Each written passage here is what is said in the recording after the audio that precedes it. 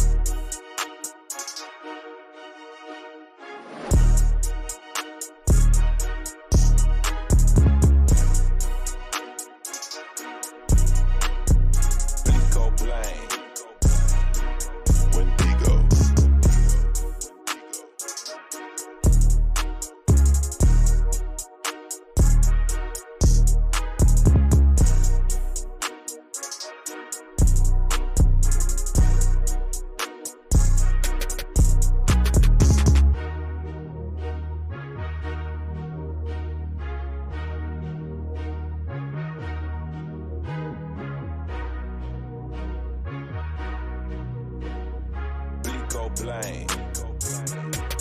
Wendigo.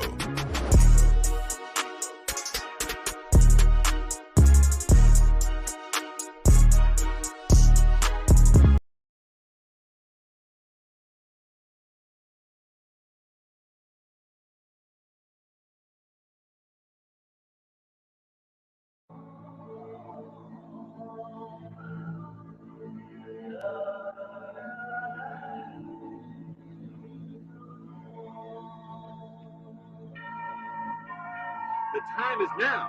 Let everyone in the listening audience grab their scriptures, a pencil, and a piece of paper.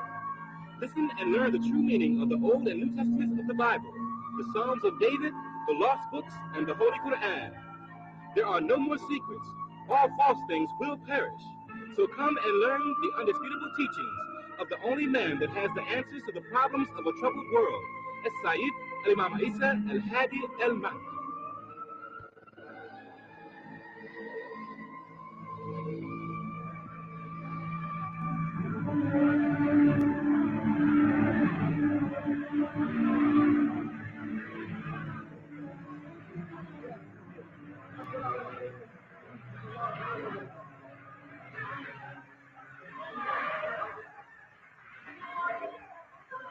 نشهد أن لا إله إلا الله وحده لا شريك له الحمد لله رب العالمين الحمد لله الوالي الكريم وصلى الله على الأنبياء أجمعين والمسيح والمهدي والمجدد لنا المرسلين. Are we not the bearers of witness that nothing would exist if Allah didn't create it, and that He is alone and has no partner, and that all gratitude is for Allah subhanahu wa ta'ala, the sustainer of all the boundless universes. All gratitude is for Allah subhanahu wa ta'ala, the generous eternal friend, and send salutations of Allah on all of His prophets and His apostles, and on the Messiah, the anointed one, and on the Mahdi, the guide, and on the Mujaddid, the reformer, which was all sent from Allah subhanahu wa ta'ala. We send greetings and we send peace throughout the boundless universe to all. Assalamu alaikum wa rahmatullahi ta'ala wa barakatuh.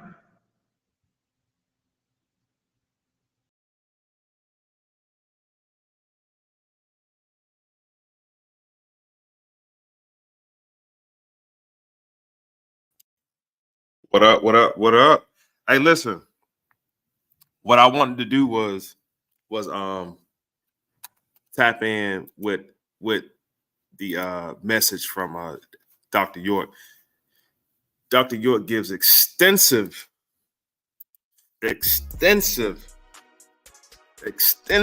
information and measures when dealing with the Passion of Christ. I call it that. That's what I call it. I call it the Passion of Christ. Dr. York gave a dope-ass lecture dealing with the crucifixion and the resurrection and all that kind of stuff. And Rahubat. I know that's right. Rahubat. Amen. Dr. York, man. Just like many of our African-American brothers, so-called African-American brothers, our indigenous brothers of North America, just like so many, man, their ending is crazy. These are great men. And I'm going to stand on business with this comment. You know what I'm saying? Like, these are great men. Whether it's, dare I say, now, I'm not condoning behavior of anybody. No type of condoning against women, children, anything like that at all. You know, if these men are duly tried and convicted of their crimes and proven guilty in the court of law, then that's what it is. I'm not out here to judge nobody. But Dr. York, the Honorable Elijah Muhammad, because we know that Malcolm told us about Elijah Muhammad. If you're not familiar with Malcolm talked about, do your research. Malcolm put us up on game that Honorable Elijah Muhammad were supposedly had these young girls all over North America getting them pregnant and having babies, so on and so forth. That was the story behind that situation. And by now, we should be familiar with Dr. York's story. Unfortunate. R. Kelly, great musician.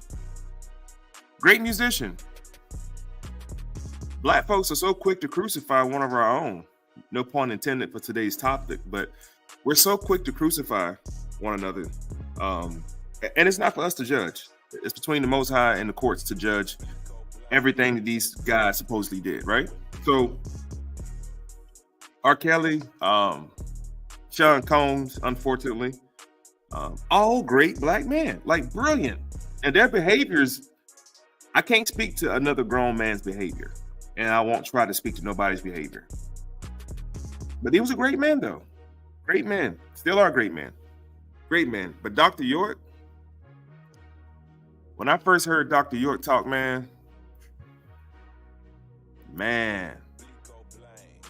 you talking about something so powerful? It was so powerful. Peace and love, y'all. Peace and light, everybody. I figured I'd get in here a little bit early today. Today's Friday. Happy Holy Day. Happy Holy Day to all Muslims.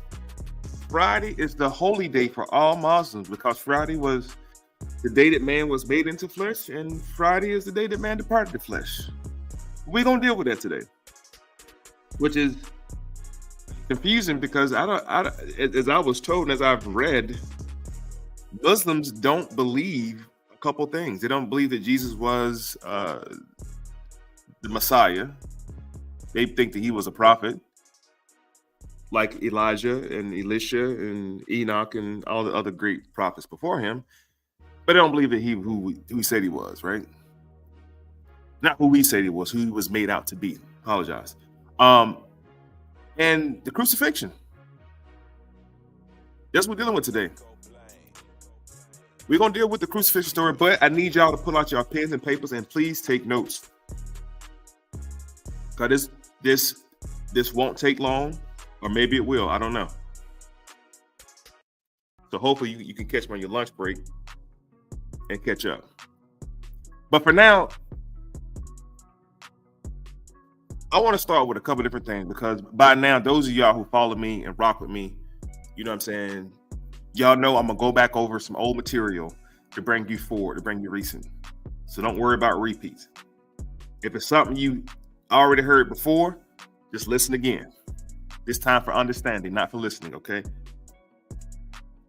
Chad Bay, the wheels and the ways, the L's and the bays. Islam, brother. Was it really Jesus on the cross? That's what we're about to talk about, Chad. And I'm going to state my case. I'm going to play devil's advocate, literally. I'm going to play the prosecutor. Fuck that. I'm going to play the state prosecutor. I'm going to play both prosecutor and defense attorney. I'm going to do both. I'm not going to judge, though. I'm going to let you all be the jury. Everybody on the sound of my voice, you're going to be my jury. I'm going to attempt to present points of argument. That's it. Just points of argument. Hold on.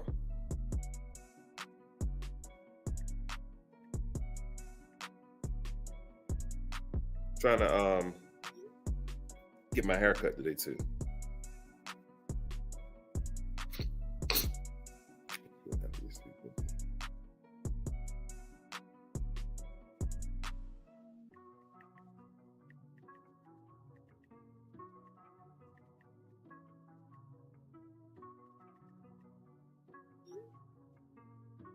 All right.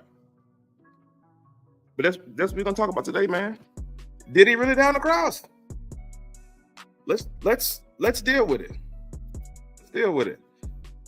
Mystic Philly, peace and love, man. Peace and light. Peace and light. Peace to you. And that's what it's gonna be. Food for thought. Islam. The wheels and the ways, the L's and the bays, the creators and the enforcers of the land. Islam. But yeah, so I'm gonna, and I got a list of things. This time you guys can't see it, but I made a list. of things we're gonna talk about. Right, True King. Which one? Now, after I done showed y'all the 4 Jesuses of the Bible, we have to put them in a proper matrix of time frame too, because we only hear this conversation from Paul. The book of Corinthians talks about it, but Paul wrote that. The epistles to the Romans, Paul wrote that. So we're going to talk about Paulinians, those who believe like Paul. Paul said, if you don't believe he died on the cross, then everything is in vain. Everything is in vain. Then the ascension to heaven, like all this stuff was placed in what was called a creed. You guys may have known it as the Nicene Creed, but we're going to take a dive into the Nicene Creed, aka the Homogeneous Creed, aka the Henoticon. And this creed, they were bound by it, like Masons and other secret groups that take secret oaths. This Nicene Creed was a secret oath, a sacred oath that you were bound by. Church body, church members, assembly, everybody is bound by this. There's a word known as dogma. I'll look this word up real quick. Because you have those who just believe what they believe. And they will fight you over it. Let's pull it up real quick. And it's pretty much what you go through with Hebrew Israelites and the other fascist groups who will beat you down if you don't comply and believe what they believe. The word is dogma. You never heard of it? It's called dogma. Write it down. Dogma. Dogmatic belief. Dogmatic decree. You put dogmatic in front of anything damn near religiously, and it applies. Dogma, a principle or set of principles laid down by an authority as incontrovertible. You can't convert it back. It's the inconvertible truth. The rejection of the political dogma, teaching, belief, conviction, tenet, principle, ethic, Precept. What is the meaning of dogma? This is the meaning of dogma. Let's read it together. A doctrine or body of doctrines concerning faith or morals formally stated and authoritatively proclaimed by a church. That's called dogma. And that's mostly what you get when you talk to believers. Oh, for sure, some more would be. For sure. Morals and Dogma. That's a book by Albert Pike. Excellent. But before we dive into it, I have to set it up so you understand what's happening. And make sure y'all share this shit too, man. Share it. Because I think Facebook trying to hate on me. And then it might just be the members of the Facebook group. I don't know.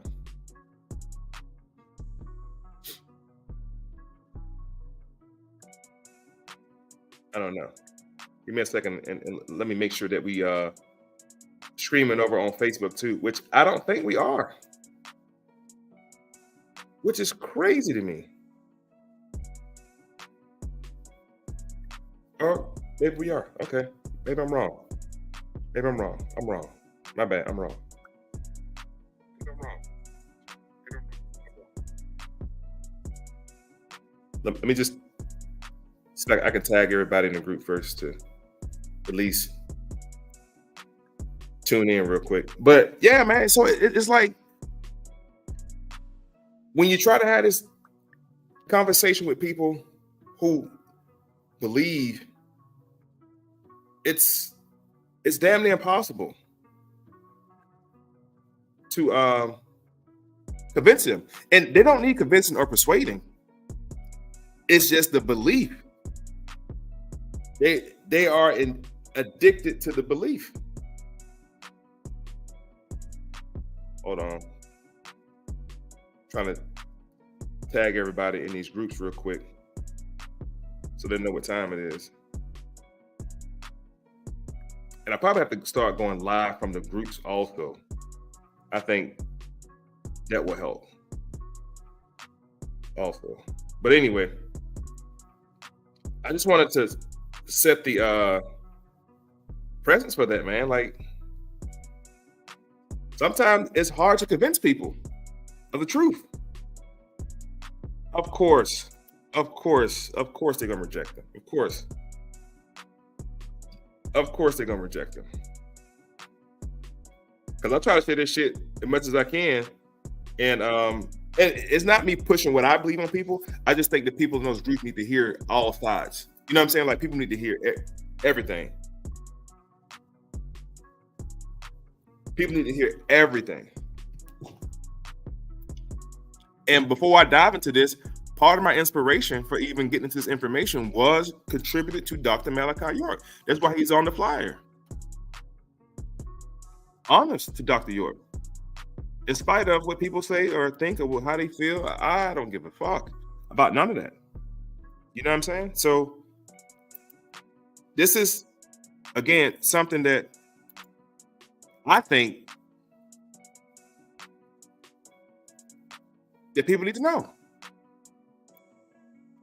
I mean, we got Putin putting out the black pictures of black Jesus, which we already knew that. This ain't nothing new right here. Like, this didn't like rock the black community by no stretch of the imagination. Some people, due to psychoneurosis, just didn't get it. Like, it don't matter what color he is. Well, it mattered what color he was for a long time. And they use his color as leverage to make white appear godly or holy, and your brown, black skin seem dirty, grimy, sneaky, conniving, all those other negative connotations. So the fact that the picture worked and it did mean something. And I'm definitely going to talk to y'all more about the guy with that white cloak on right there. The priest. This is a priest he's talking to. But they already know that already. Then we got Easter. Easter's amongst us. The fucking solar eclipse is happening. All this stuff is happening within weeks. The supposed resurrection of Christ, which is really Christ consciousness, which we'll talk about that as well. It's just a Christ consciousness that's happening right now. And we talked about what the word Christ mean already. And unfortunately, the guy that they're saying that's Jesus Christ told you that he's not the Christ. But he also said that it's going to fool a lot of people. He forewarned that it's going to happen. You know what I'm saying? Shouts out to Information Age. Peace and love. Hey, man, listen. If you're on Facebook, you got to tap into Information Age, man. You got to tap in right now to Information Age and other groups. Islam Queen always in the building. Queen is always setting a presence of just peace over this podcast. Queen, I appreciate your energy. I appreciate your time being here with us, tapping in with us. It's so appreciated. Seriously. Peace, Queen. All right. So without further delay, without the dilly-dally, let's go ahead and tap in. Let's go ahead and tap in. Y'all ready? Let's get it. Here we go. All right, so what should we start with? We can start with the crucifixion story itself, but I want to show and prove some other stuff real quick because you know what? Fuck it. Let's just go. Let's go to the cross. Let's go to the cross. There's room at the cross, they say. Let's go right to the crucifixion. Now, this whole Easter thing is based on the fact that this guy got up out the tomb after dying. So we're going to deal with the death first. Okay? We're going to go to the death. Hold on. Let me get to the death first.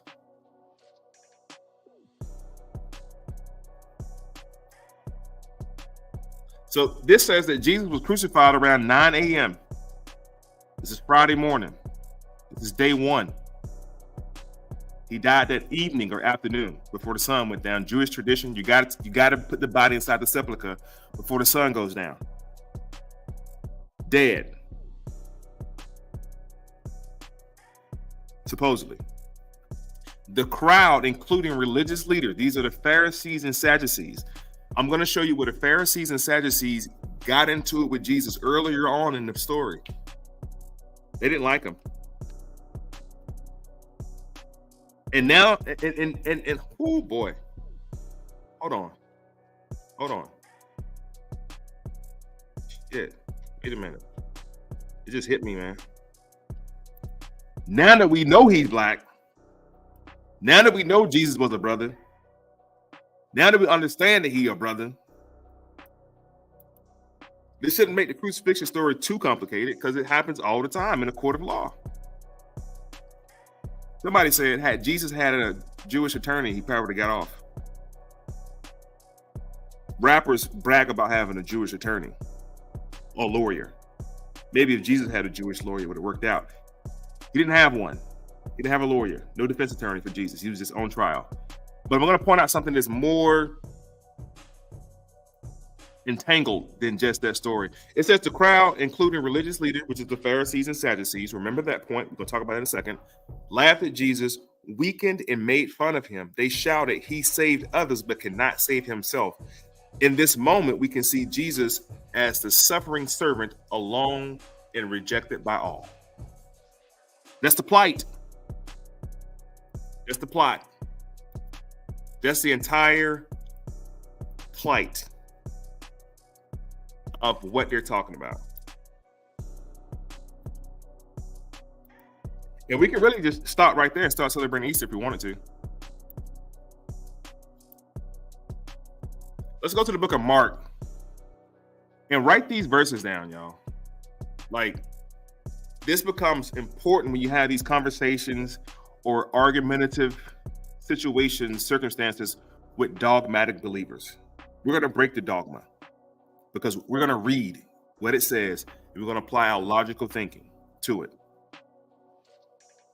And I know it says lead not to thy own understanding, This is a collective conscious. This is a collective group. All of us on this live right now have a collective conscious effort to understand things beyond what they're saying. And I give y'all honors for that. Shalom. I give y'all honors for that. Oh man, for real. I appreciate that. For real, for real. Big love to all y'all, man. Like, for real. Because I'm getting back into my swing of things, you know what I'm saying?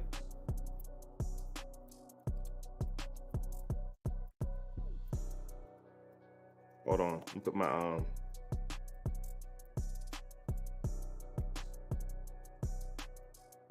my thing up. Hold on. So what I try to be careful of doing is not giving y'all my interpretation or interpolation, those two different words. My interpretation or interpolation. I do my best not to give y'all my version, but what the book says. So I'm going to take y'all to the book, write down the scriptures, turn to your neighbor and say, neighbor. Nah, I'm joking. Here we go. Mark 15, 6 through 15. Now, this is going to set up what's happening.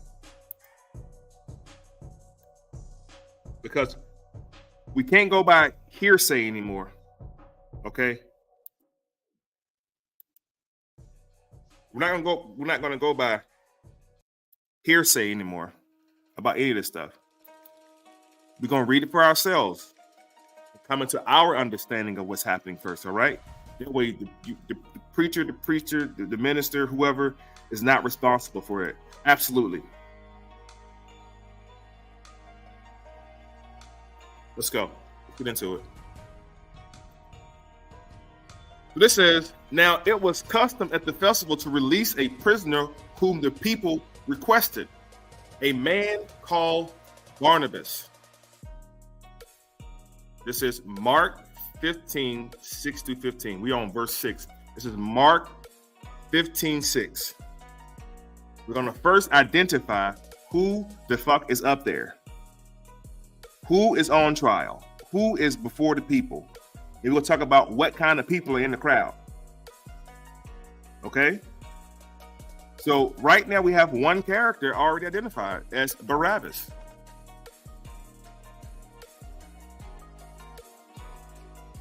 Not bad. Barabbas was in prison with an insurrectionist who had committed murder in the uprising. So Barabbas was in prison with an insurrectionist. Barabbas was not a murderer. He was in jail with a murderer. He wasn't a murderer who had committed murder in the uprising. The crowd came up and asked Pilate to do for them what he usually did. Now, it's a lot going on right here, y'all.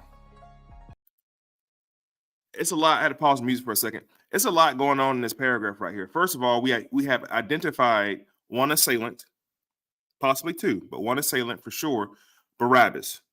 Now, what we have to do is show y'all the real name, his real name. And this is going to shed some light on a lot of stuff right now. Hold on. And for those of you already know, you already know. You know what I'm saying? For those who know, you already know. So we have identified a character by the name of Barabbas. Well, let's find out who Barabbas is before we proceed, because only two people are going to be presented. It's going to be this character Barabbas and then Jesus of Nazareth being presented for the people. I think it's fair to find out what this guy's name is, for real. Holy shnikes. Look at this, y'all. We have two Jesuses on trial. We have two Jesus on trial.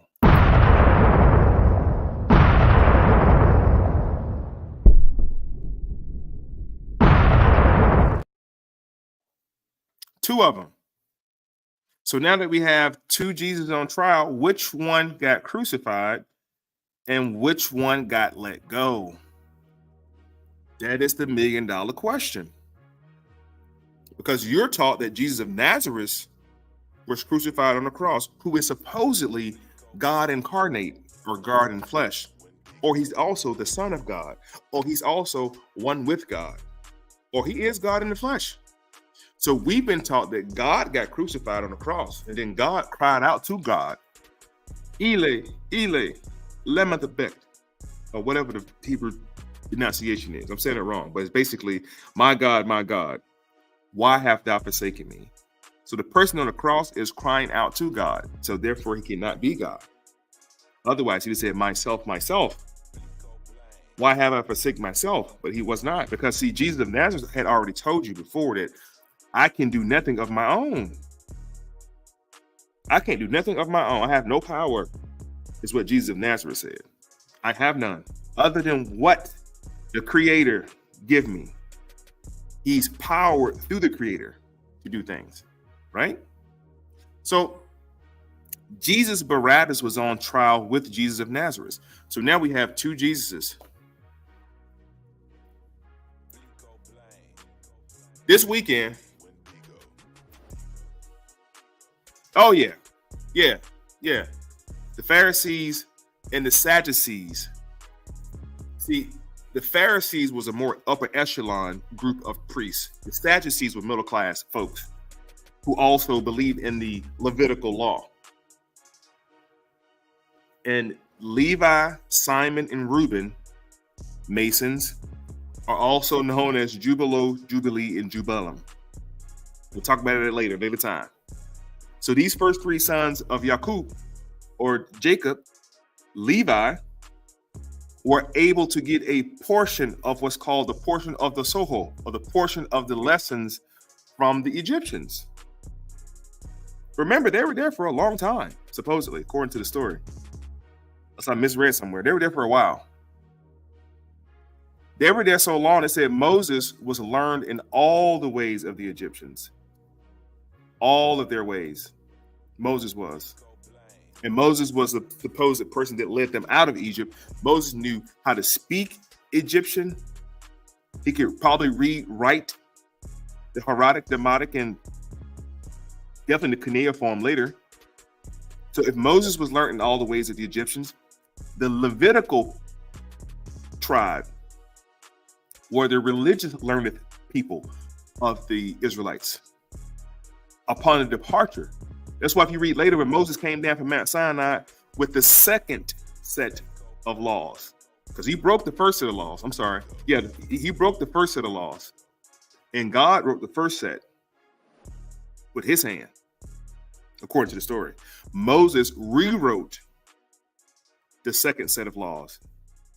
We have to assume that Moses knew the language of God, or of that particular God. And that particular God spoke a language that Moses spoke. But we can only assume that since Moses has been in Egypt all his life, he probably only knew that language. He didn't know how to speak English, probably, or German, probably, or Mandarin, or Latin. We can only assume that since he was there his whole entire life that he didn't speak another language but that. So what language does God speak in order to interpolate or interpretate to Moses these laws? So to answer your question, yeah. We're about to talk about them in a second. Question. Didn't one Jesus get beat so bad that they could not recognize him? J-Dub. Me and you are homeboys, Jay. Because see, what we have to do is, I'm trying to turn off the dogma. I'm trying to turn off the believing for a second and just deal with thinking, right? Noble Drew Ali said, if I can get you to think, y'all can save yourself. End quote. Jay, me and you homeboys. Let's say me, you, and 2 or 3 of your homeboys. Jay, talking to J-Dub right now only. We grew up together, Jay. Knee high to a ducktail since we were 4 or 5 years old. We're now 32 years old. I know how you walk, bro. I know how you talk. I ain't know what your hand look like because you my bro.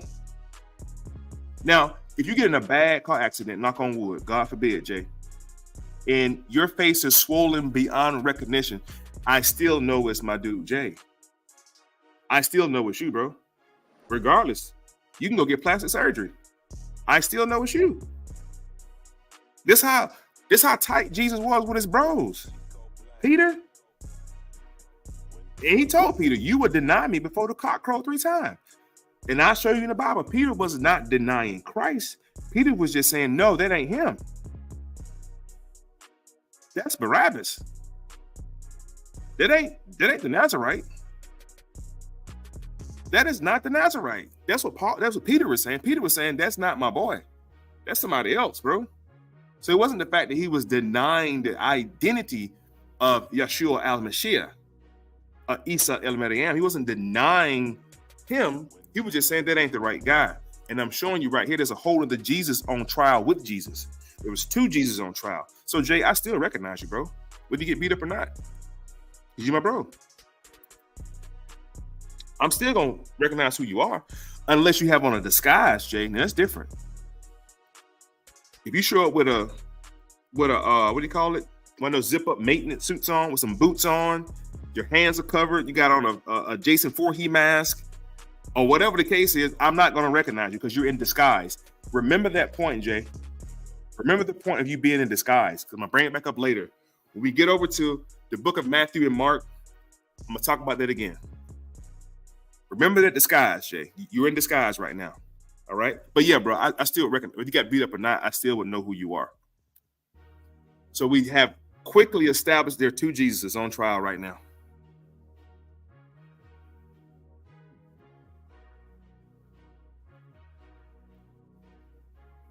So we got 2 Jesus on trial.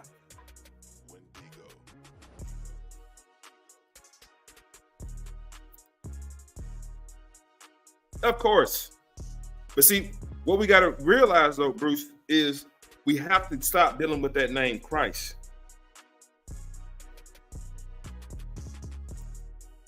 And I'm going to show you why. According to what Jesus... Now, everybody got the information real quick, right? I want to make sure everybody has written down Jesus Barabbas. We're dealing with Easter. Crucifixion. Who really died on the cross? What we talking about? Who died and who really returned? Where did they go when they died? Okay. Now, we're going to deal with what Jesus said. And we're going to deal with what people are saying about Jesus.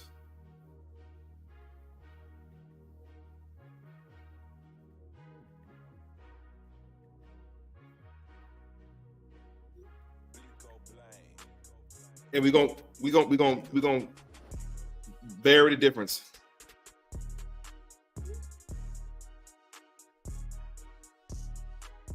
All right. Let's get into it. So now we got 2 Jesus. Write down Jesus Barabbas. That's his name, Jesus Barabbas, which they say Jesus was a common first name. If so, the crowd was presented with the choice between 2 persons with the same name. So this is the crowd where Jesus is on trial. Both Jesus are on trial.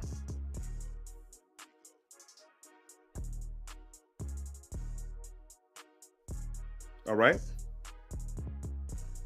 Now,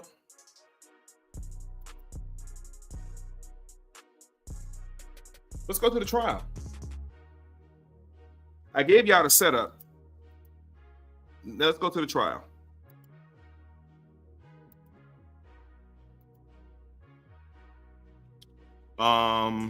Let's see here. That was Mark.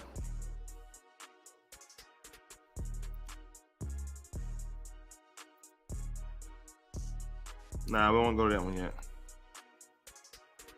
We won't go to that one yet.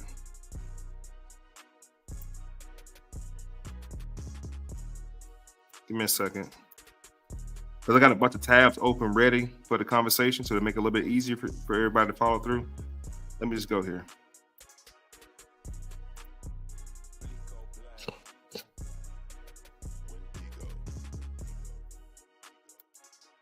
We're going to deal with Jesus carrying the cross too. What that really symbolizes. And yeah, we're going to get into the whole Christ conscious thing and what's really taking place and happening. All right. Crucifixion. Now we know there's two people being presented before Pontius Pilate. Two people. We have Jesus of Nazareth, and we have Jesus Barabbas. This takes place in Mark 15:21. Let's go here. Make sure you write down Mark 15. Let's go to 20 through 43, if there is such a thing. Now, this is going to give us the NIV. And again, I'll say it forever. My Hebrew Israelite brothers said always go out the KJV. Just, this is what they suggest to do.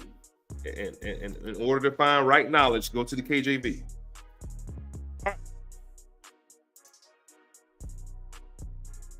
Mark 15. Mark 15. Jesus had to go, Jesus of Nazareth, talking about the Nazarite, son of Mary, Yahshua, HaMashiach, Yahshua the Messiah. Talk about him now. And straight away in the morning, the chief priest. Now, the chief priest we're talking about is, of course, one of the Kohens. They call them Kohens. This is one of the Kohens, one of the Pharisees. And straight away in the morning, the chief priest held a consultation with the elders and scribes and their whole council, and bound Jesus and carried him away and delivered him to Pilate. So at this point right here, Mark 15, hold on. At this point in Mark 15, Jesus just got arrested. When they went to go arrest him, they didn't know what he looked like. That's why Judas had to kiss him on the cheek to identify who he was. They didn't know what he looked like. They had no idea. He in a crowd full of brothers, crowd full of African Americans standing around. It's really just Jesus and his disciples, his homeboys. And the police, the Roman century, they call him, walked up and like, which one is he? And then Judas went to go kiss him on the cheek to identify him. They went to go arrest Jesus. Peter cuts off the guard's ear. Peter was about that life, though. So this is right after he got arrested. And Pilate asked him, "Art thou the king of the Jews?" This is Jesus being questioned. Now he's being questioned by the Romans. Remember now, this is the Romans and the Pharisees. This is the Jews and the Romans. Ain't got nothing to do with anybody else. It's just Rome and the supposed Yahudi or Hebrews, supposed. That's it.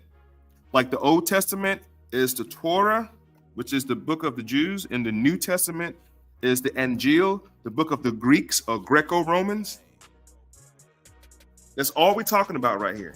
This is the Jewish priests taking Jesus to Pilate, taking him to court, basically, presenting him to a Roman dictator. And Jesus really had no fight or plight with the Romans. Jesus had already told you, render unto Caesar what is Caesar. Hey, if you owe them people, then pay them. Jesus had no quarrel with the Romans.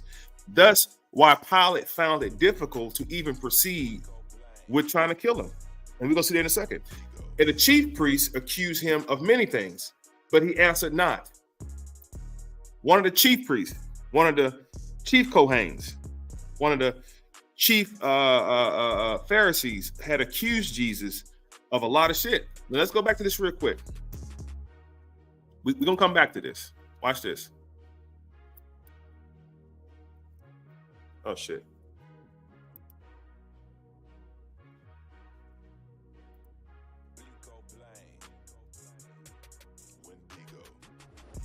Watch this. We're going to go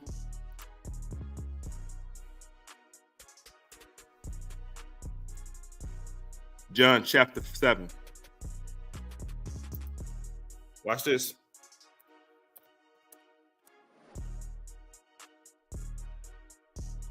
Write down John chapter 7. We're going to go to 53.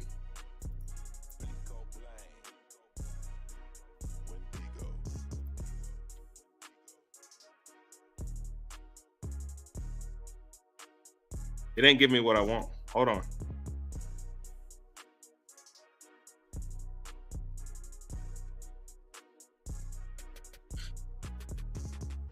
I got to find, there we go.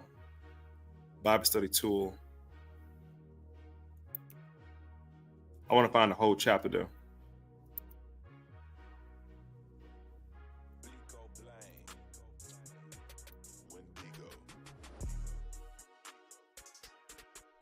I don't know about that right there now.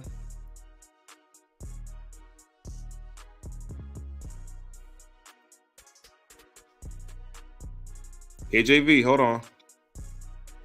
We got to change it. KJV. There we go. Now we can read.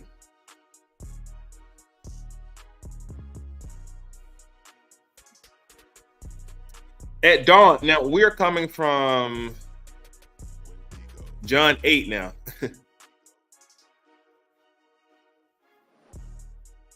Yeah. At dawn, he had appeared again in the temple courts where all the people gathered around him. And he sat down to teach them. And the teachers of the law and the Pharisees brought a woman up and called adultery. Watch this, because this is earlier on in the story. This is earlier on in the story. At dawn, he appeared again. This is Jesus appearing, because he went to the temple the first time, turned the tables over. He was pissed off what they were doing, where all the people had gathered around him and sat down to teach them. This is Jesus teaching. The teachers of the law is the Levitical law. See, oh Lord, the Levites are not of divine order priests. They're not divine order priests. The divine order priests are Enoch, Methuselah, Noah, Adam, Enos, Jesus. Anybody that's under the order of Melchizedek. Those are the divine priests from heaven. These are men of the cloth. They put on uniforms and garments and dress up to try to be high priests. This is who they are. The teachers of the law, talking about the law of Moses, the same tablets that Moses brought down from Mount Sinai. This is the law they're talking about. And the Pharisees brought a woman caught in adultery. They made her stand before a group and said to Jesus, "Teacher, this woman was caught in the act of adultery, and the law of Moses commanded us to stone the woman. Now what say ye?" Now, funny turn of events. They're now presenting a woman to Jesus, and Jesus is now Pilate. Jesus now has the opportunity to judge. Later, he's going to be judged. Watch this, though, what Jesus does. Brilliant. Brilliant. In the law of Moses commands to stone a woman. Now, what do you say? They're trying to get Jesus to speak against the law of Moses, basically. They were using this question as a trap in order to have the basis for accusing him. So they're looking to build a case against Jesus, basically. This is way before the crucifixion happens, way before. I'm just showing you the plight throughout the Bible in case you're not familiar with the text. These Pharisees been trying to build a case on your boy, man. I'm just going to be straight with you. Jesus wasn't out trapping or doing nothing. It's just like, look at the Pharisees as the fucking FBI. Look at the Pharisees as COINTELPRO. The same program and same thing they did with our other black movements, which was a brilliant movie, Judas the Black Messiah. Great movie, brilliant movie. But they were trying to entrap Jesus back then. Bro just out chilling, kicking it with his boys, talking. They try to entrap him and get him to speak against the law. They're looking for a reason to fuck him up, basically. This is pre-trial, this is pre-crucifixion, this is pre-Easter. But Jesus bent down and started writing on the ground with his fingers. When they kept questioning him, he straightened up and said to them, "Let any one of you who's without sin be the first to throw a stone." And again, he stooped down and wrote in the ground. And at this, those who heard began to go away one at a time. The older ones first, until only Jesus was left with the woman standing there, and Jesus straightened up and asked her, hold on.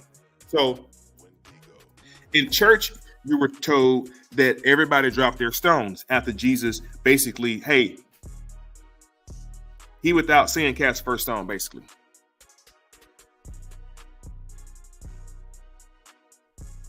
If you ain't got no sin, cast the first stone. This is basically what Jesus is saying. He without sin cast the first stone. Everybody drop their stone, walk off. Jesus saves the harlot, known as Mary Magdalene. Saved her life. She out tricking in the streets, you know, trying to get her OnlyFans following up and shit. She just, you know, Mary just doing, she doing what she do, and got caught up. She got caught up. Basically, they always trying to trick us, bro. It's called incrimination. Jesus too slick for that. Let's continue to read and see who stayed and kept rocks in their hand, though, because preachers don't talk about this. Jesus straightened up and asked her, woman, where are thee? Where art thou? Has no one condemned you? She said, no, sir, she said. Then neither do I condemn you, Jesus declared. Go now and leave and live life of sin, free of sin, basically.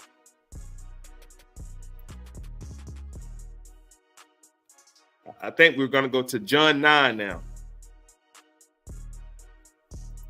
No, let's go back to this way. Hold on. I'm sorry. My bad. I wanted to sit there. Hold on. Jesus said, I'm just a man who's telling y'all the truth. What verse is that? Hold on. This is Matthew 6. No. John 10. Here we go. Write down John chapter 10.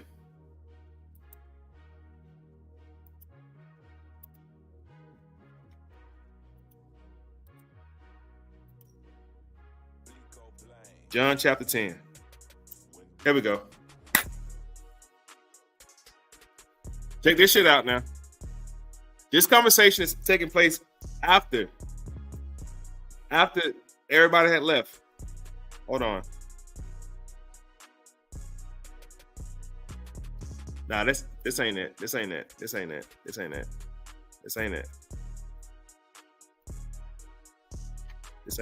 Hold on. I'm fucking up.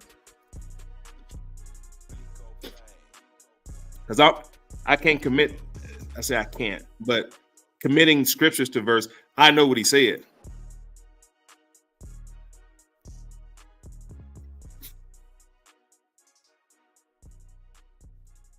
Hold on. Jesus is having a conversation with the Pharisees. It might be Luke. I don't know, because he talked to them a couple times.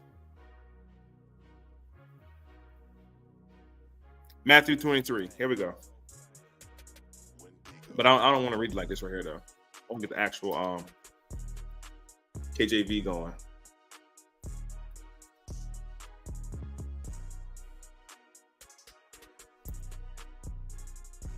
Matt, get this right here. Here we go.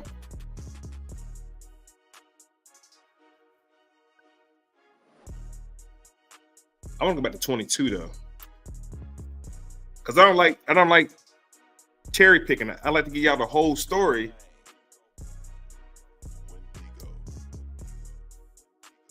I guess about 21 then. Look about to 20. I don't know.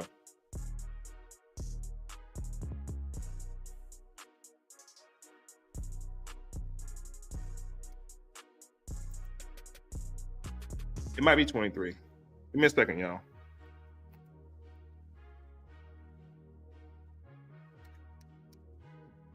Okay, so it's 23. I probably should have wrote that down. That's my bad. All right. Matthew 23. Jesus having a conversation with the crowd. This is still the same scene now. This is the scene of the woman about to be stoned to death, so on and so forth. Then Jesus said to the crowd, And to his disciples, the teacher of the law and the Pharisees sat in Moses' seat. So you must be careful to do everything they tell you, but do not do what they do, for they do not practice what they preach. This is Jesus talking about. This is the shit that got Jesus in trouble pretty much. A lot of stuff got him in trouble, but this is what got him in trouble with the Pharisees. This is why they was in the crowd screaming, "Crucify him." Jesus was bringing heat. They tied up a heavy, cumbersome load and put them on these other people's shoulder, but then themselves, they don't practice what they preach. Jesus is basically saying these Pharisees are not even doing what they say they're doing in the first place. They're saying one thing and doing some other shit. He talk about they love to be greeted with respect in marketplaces and be called rabbi by others. But you are not to be called rabbi, for you have no one teacher, and you are all brothers. And you do not call anyone on earth father, for you have one father, and he's in heaven. Nor are you to be called instructor, for you have one instructor, the Messiah. The greatest among you will be your servant. But those who exalt themselves will be humbled, and those who humble themselves will be exalted. This is Jesus. Woe to you, teachers of the law and the Pharisees, you hypocrites! You shut the doors of the kingdom of heaven in people's faces, and you yourselves do not enter, nor will you let those enter who are trying to. Woe, you teachers of the law and Pharisees, you are hypocrites! You travel over the land and the sea to win a single convert, and when you have succeeded, you make them twice as much as a child of hell as you are. This is Matthew 23. This is a lot of talk which got Jesus in trouble with the Pharisees in the first place, got him in hot water. Plus, he's walking around speaking in parables, code. He's walking around healing people. So the Pharisees are pissed. The Pharisees are threatened. They're threatened. Hold on.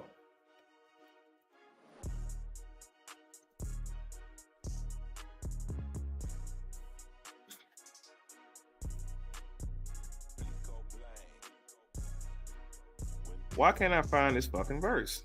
I should have wrote it down.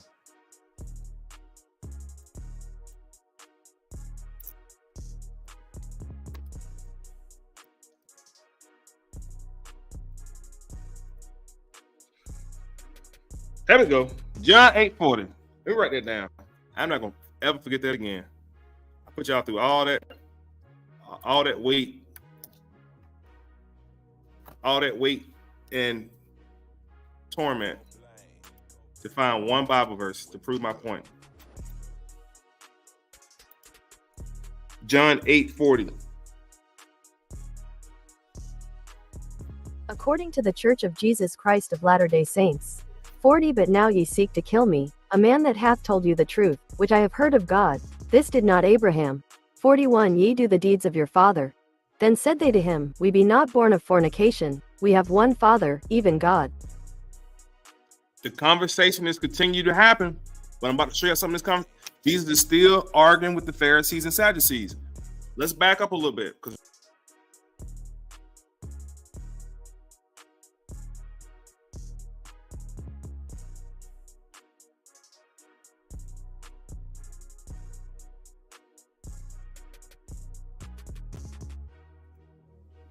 All right, my bad. But let's back up a little bit though. This is what it takes to really learn shit, y'all. I'm not gonna apologize for not being with theatrics and dramatical and all the other shit, but my platform is to learn, not for entertainment. A lot of platforms be trying to entertain y'all too much, I think, and they're starting to lose their physical because they're not really teaching y'all shit. They're just going through PowerPoints and shit, and a lot of politics, a lot of smoke and mirrors. This is just straight up. I'm showing y'all what I'm learning, and you guys are learning this shit with me as we're talking about it. So let's back up a little bit. Let's go to John 8:35.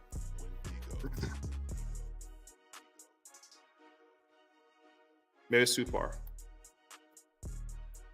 John 8:39. There we go. A little bit more. Let's go to John 8:37. I'm trying to show y'all this entire conversation that was happening. Hold on. Make sure we get the whole full. Here we go. Full chapter. Here we go. Here we go. John 8. Same conversation. Same conversation. Talking to the woman. Anybody could do? She said no. Jesus said, then go ahead, leave, live free of sin. When Jesus spoke again to the people, said, I am the light of the world. Whoever followed me will never walk in darkness, but will have light of life. The light of life. In the beginning was the Word, and the Word was with God, and the Word became God, became flesh, and so forth. The light inside of man. What light is he talking about? The light that shines in the darkness, but the darkness comprehends is not.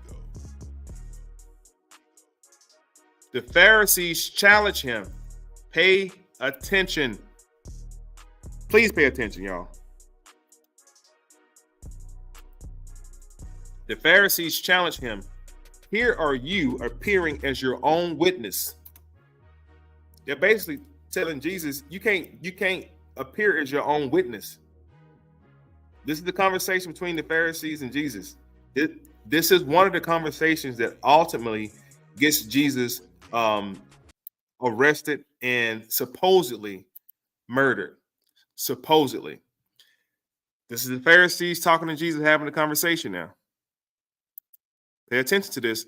Jesus answered, even if I testify on my own behalf, my testimony is valid, for I know where I come from and where I'm going, but you have no idea where I come from or where I'm going. This is Jesus talking to the Pharisees and Sadducees. Jesus being a smarty pants. Watch this. Hold on, I'm show you something else too. Why did Jesus just say that?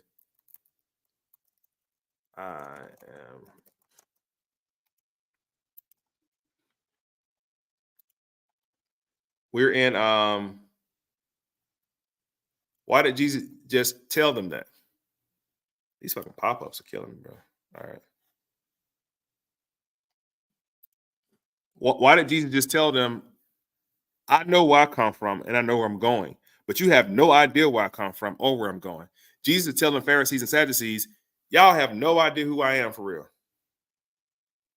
Y'all don't know where I come from, nor where I'm going. Where did Jesus say he's from, though? Watch this. John 8:23. This is Jesus talking. This is the Nazarite, Yeshua HaMashiach talking. Jesus said, and he said, Jesus said to them, disciples, ye are from beneath, I am from above. Ye of this world, I am not of this world.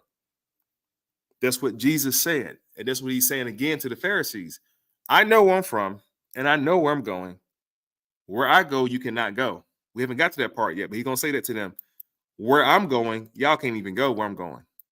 Y'all can't even ascend to where I'm going. And we're going to talk about the ascension of Enoch, Elijah, Jesus.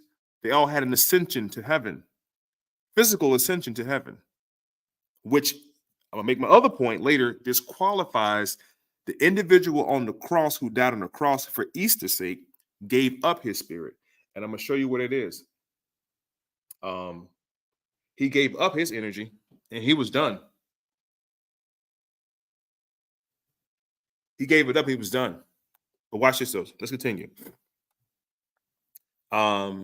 Jesus tells the Pharisees, you judge by human standards. That's right. I pass judgment on to no one. But if I do judge, my decisions are true because I am not alone. I stand with the Father, which is the Most High, who sent me. In your own law, it is written, the testimony of two witnessing is true. I am one who testifies for myself, and the other witness is the Most High. Then they asked the Pharisees, where is your Father?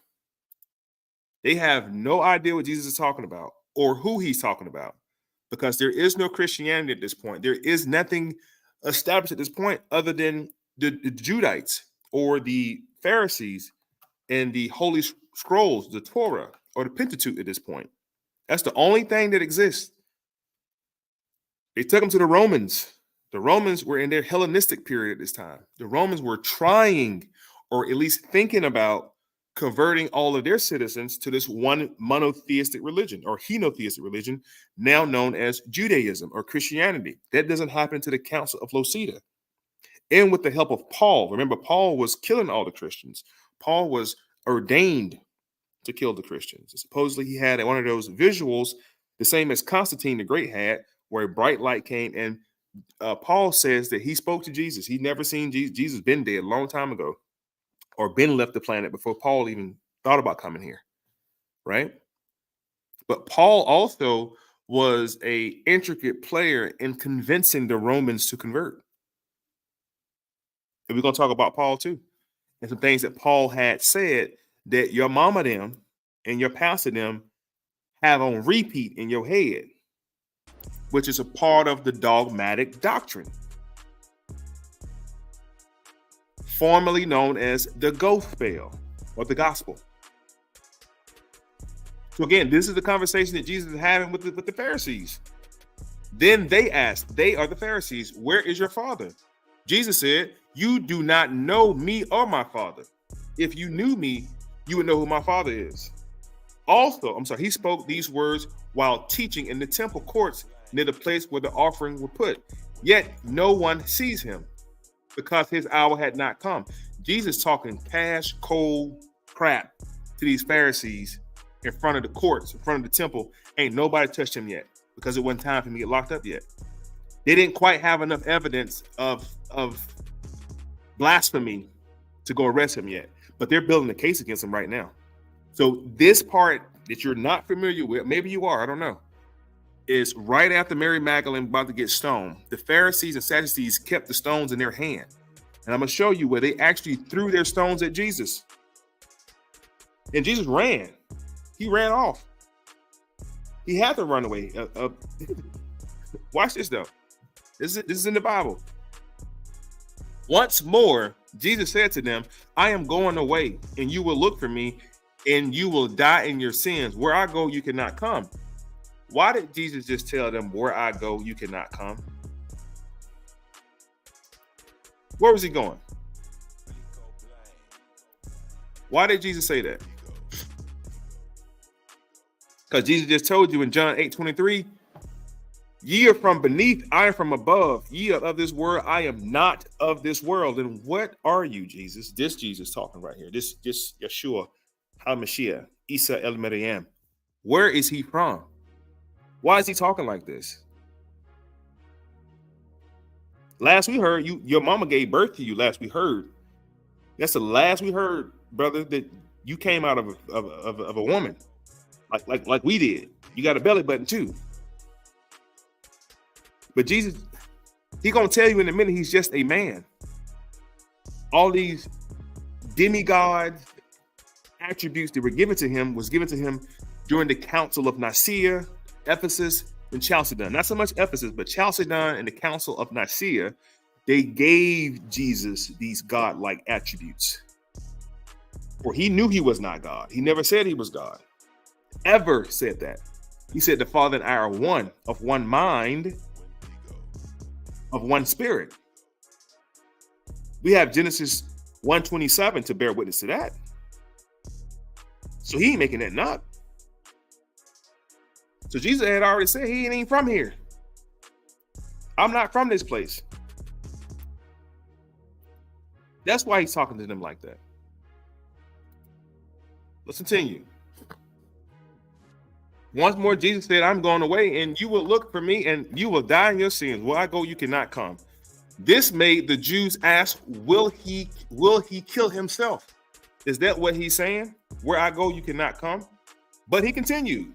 Jesus talks again and says, but ye are from below, I am from above. Ye are of this world, I am not of this world. I told you that you would die in your sins if you do not believe that I am he. I'm him. You will indeed die in your sins. Let me tell y'all something, man. If y'all just read what Jesus said, listen. Talking about nuck if you buck. You're talking about nuck or buck. Jesus standing on business. Jesus is standing on his square right now. Let's go talk about that. Look, man, look. I already know about having me. So I'm going to stand on business. That's what Jesus is doing to these Pharisees right now. But later, these same Pharisees can be the same ones in the crowd saying, crucify him. I'm trying to get y'all to understand, how do we get to the crucifixion story? How do we even get that far? Why are they so mad at Jesus? What did he do? What is going on? What is happening? Why are they trying to kill this man? And yes, he's a man. They asked him, who are you? Who do you think you is? Basically, Jesus said, what I've been telling you from the beginning, Jesus replied, I have much to say to you. I'm sorry, judgment of you, but he who sent me is trustworthy, and what I have heard from him, I'm telling the world. They did not understand what he was telling them about God, the Most High. So Jesus said, when you have lifted up the Son of Man, that's him, the Son of Man, not the Son of God. When you lift me up, then you will know that I am he, and that I do nothing of my own, but I speak what the Father has taught me. Jesus just said, a sort of confession, I do nothing of my own. He has no power yet. I do nothing of my own, but what the Most High has taught me. The one who sent me is with me. He has not left me alone, for I always do what pleases him. Even as he spoke, many believed in him. He convinced the people why he's talking right. It's a crowd out there now. There's a whole other crowd out there. The stone throwers had dropped their stones. Not the Pharisees, though. I'm going to show you in a second. The Pharisees kept their stones and were about to knock the hell out of Jesus with them stones. I'm going to show you in a second. Watch this. Just stay with me for like a couple more minutes. Jesus on his game. He said, I can, by myself, bro, I can't do nothing by myself, bro. Watch this. To the Jews who had believed him, Jesus said, if you hold my teachings, you are really my disciples. If you hold my teachings, you are really my disciples. Then you will know the truth, and the truth shall set you free. That's the part of that verse. You hear it a lot. You should know the truth, and the truth should set you free. Where did it come from? Right here. Jesus talking to the Pharisees. What did Jesus say before that? Before you know the truth. A lot of people like to say that quote, then you shall know the truth, and the truth shall set you free. Jesus said, if you hold my teachings, you are really my disciples. You have to follow what this Jesus said. You have to follow what Yeshua el-Mashiach said, not what Paul them said. That's what Christians are doing. Christians are following Paulism. They're called Paulinians. I'm going to show you in a second. This is Yeshua el-Mashiach talking. This is what he said to do. Hold my teachings. I can show you what he said. Jesus said, follow his commandments and do what he said to do. See, this is what Dr. Malachi York taught. Go through the Bible and only read what Jesus said. Then you go back and read what the Most High said. Then maybe you entertain what his homeboy said later. But having a conversation with Christians about Jesus, they don't know. They got the wrong one.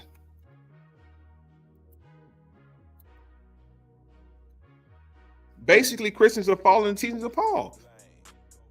That's exactly what they're doing. Because Christians don't even know which Jesus they're following. And I've shown y'all several times the multiple Jesus in the Bible. I just showed y'all that Jesus, Barabbas, was on trial with Jesus of Nazareth. They both on trial. So how you know which one got set free, which one they killed? Well, they said Jesus got crucified. Well, I'm going to show you in a second where he was. Maybe he didn't. He has capabilities. You learned about the turning water into wine and walking on water. You learned about those. Your preacher did not tell you that this joker right here can also transform himself. That's right. He can transform himself. He can hide. He can what's the word I'm looking for? Shapeshift. They answered him, we are Abraham's descendant, and we have never been slaves of anyone. How can you say that we should be set free? Jesus replied, verily, truly, I tell you, everyone who has sinned is a slave to sin. Now, a slave has no permanent place in the family, but a son belongs to it forever. So if the son sets you free, you will be free indeed. I know that you are Abraham's descendant, yet you are looking for a way to kill me because I have no room for my word. This ain't the KJV. It's in the KJ. I told you. See, this is the trick. This is the NIV. They alter words in here to fuck you up. I knew it wasn't the KJV when I read that verse. Watch this. I'm gonna go to the KJV.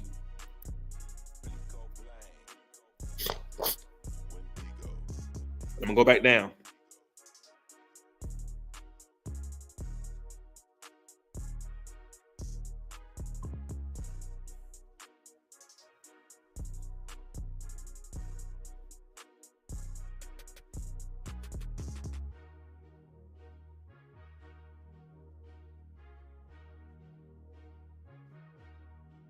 There we go. Hold on.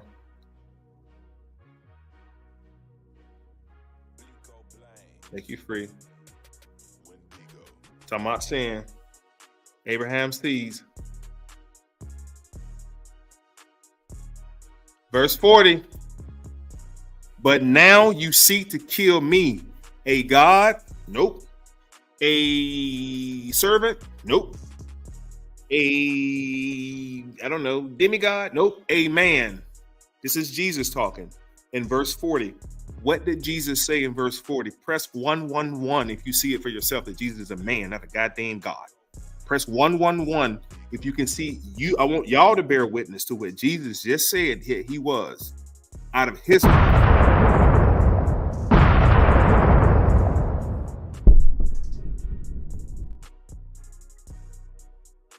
This is Jesus talking. Jesus said, but now you seek to kill me, a man that have told y'all the truth, which I have heard from God. This did not Abraham? Press 111. Jesus said that he is a man. Now you go argue that with preacher, pastor, and have your pastor, preacher, mama them explain what Jesus just said he was. I am a man. Let's continue what Jesus said real quick. Ye do the deeds of your father. Talk to the Pharisees. Then he said to them, we be not born of fornication. We have one father, even God. Jesus said unto them, if God were your father, you would love me, for I proceeded forth and came from God. Neither came I of myself, but he sent me. Why do you not understand my speech? Because you cannot hear my words. This is what Jesus tells the Pharisees and Sadducees right here. Jesus tells the Pharisees and Sadducees, ye of your father, the devil. What? Jesus told them, y'all niggas don't have the same daddy I got. I know who your father is. It's Satan. Satan is your father.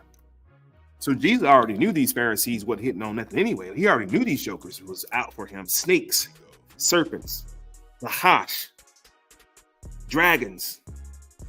And I can take you right to Revelation where he says it again, that they are the synagogue of Satan. Ye are of your father, the devil, and you lust of your father. You do his will.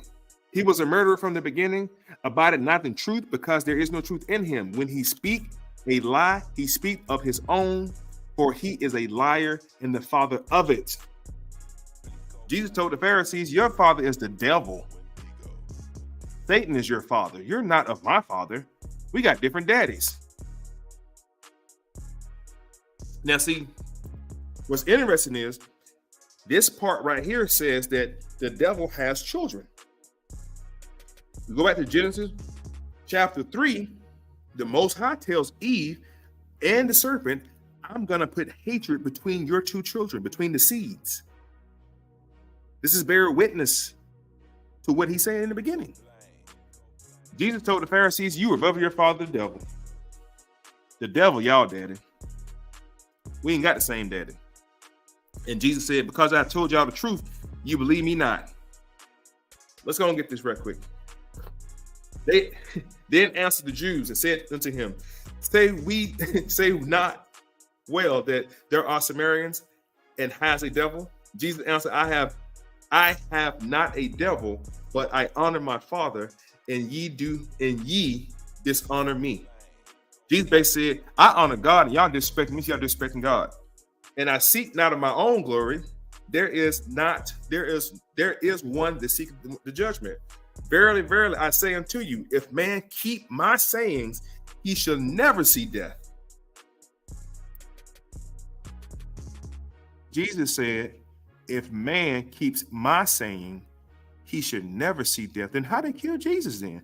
Wait a minute. If Jesus is the artificer of what he said if man followed his word, then man would not die, then surely Jesus could not die. Let's keep going. Then said the Jews to him, now we know thou hast a devil. Abraham is dead, and the prophets, and thou say, if man keep my saying, he should never taste death. Art thou greater than our father Abraham, which is dead, and the prophets are dead? Whom makest thou thyself? They basically saying, nigga, look, all them prophets are dead, bro. This is what the Pharisees saying to Jesus. And unless you are one of those prophets, then what you talking about? But Jesus is one of those prophets. One of those dead. Matter of fact, Jesus had a conversation. Watch this. Jesus had a conversation with those dead prophets. Let me pull it up.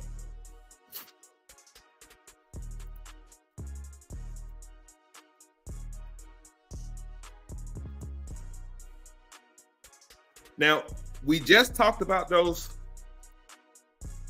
The Pharisees and Sadducees were telling Jesus, like, all those prophets are dead. Unless you're one of those dead prophets, and who the fuck are you? Pretty much. Watch this. This is Matthew 17. Matthew 17. Keep this same shit in mind when I get to the end about Jesus being able to transform and shapeshift. Now, after 6 days, Jesus took with him Peter, this is his homeboy, right-hand man, James and John. John is Peter's brother, and led them up to a high mountain. There he was transfigured before them. His face shone like the sun, and his clothes became white as light. Just then there appeared Moses, Elijah, talking with Jesus. Elijah been gone. Moses been gone. This is Jesus having a conversation with the lawmaker. The same person that these Pharisees are talking about these laws, Moses gave them laws. And here is Jesus having a conversation with Moses. He transfigured himself. His clothes became white. Remember this. Remember this part.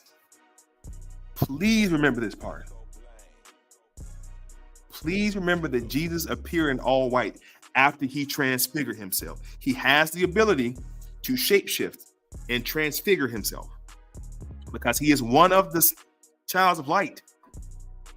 He is the bright morning star. All stars are suns. All suns are stars. That's what a star is. That's what a sun is. Jesus has the ability to shapeshift. He has the ability to disguise himself. He has the ability to get away. He has that God-given ability. This is Matthew 17. Look it up for yourself. Go look at what the word transfigure means.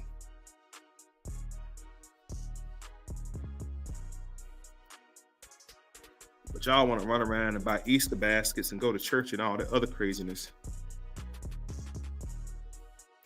Come on, man. Pastor ain't gonna walk y'all through it like this.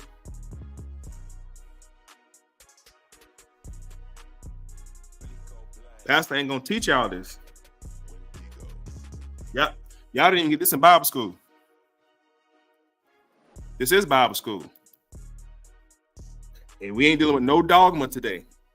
We're not believing. We're not believing nothing. We're reading and learning for ourselves. Jesus answered, if I honor myself, my honor is nothing. It is my Father that I honor. So all these Christians running around here talking about Jesus, Jesus, Jesus, Jesus. No, it's his Father you should be worshiping. Yeah, give honor to Jesus, but worship. I worship what Jesus worshiped. I worship what Jesus worshiped.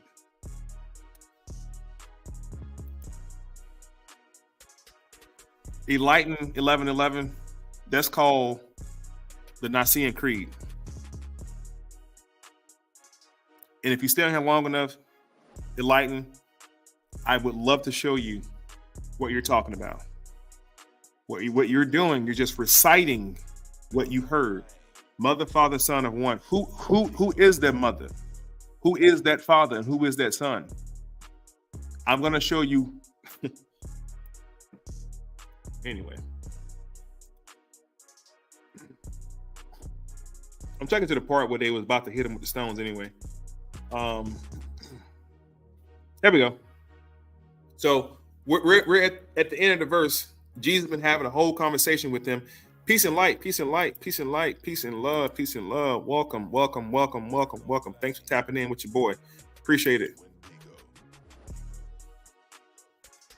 Enlighten 1111. I pray that you stay on here long enough to learn something. And we just ask that you, while you're in the chat, just take your beliefs and just set them on the nightstand or on the kitchen table, wherever you may be at. Just take your beliefs and just put them in your pocket for like 5 minutes.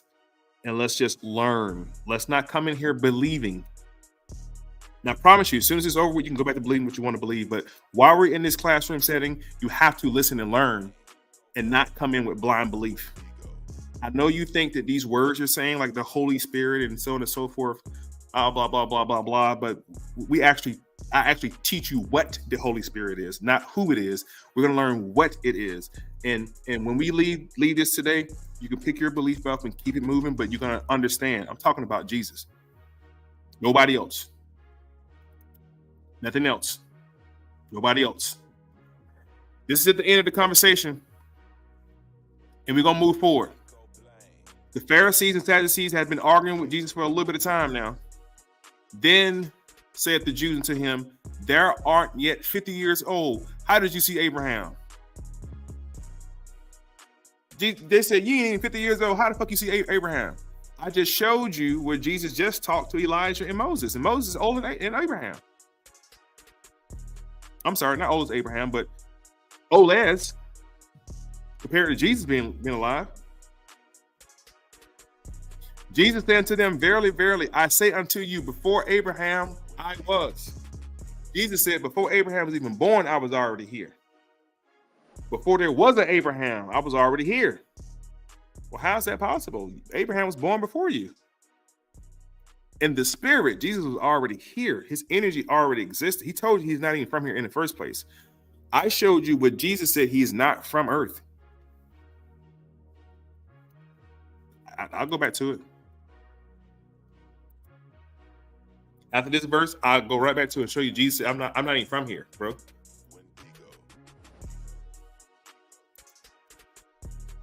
Let's go read it again. I don't want nobody be like even me at all. This is John 8:23. I'm giving you the citation. Jesus said unto them, ye are from beneath, I am from above. Ye of this world, I am not of this world. Jesus said, I am not even from here. Hey, man, look. My daddy sent me down and do something, and I'm about to leave. So y'all can think what y'all want to think. Now, everybody drop their stones.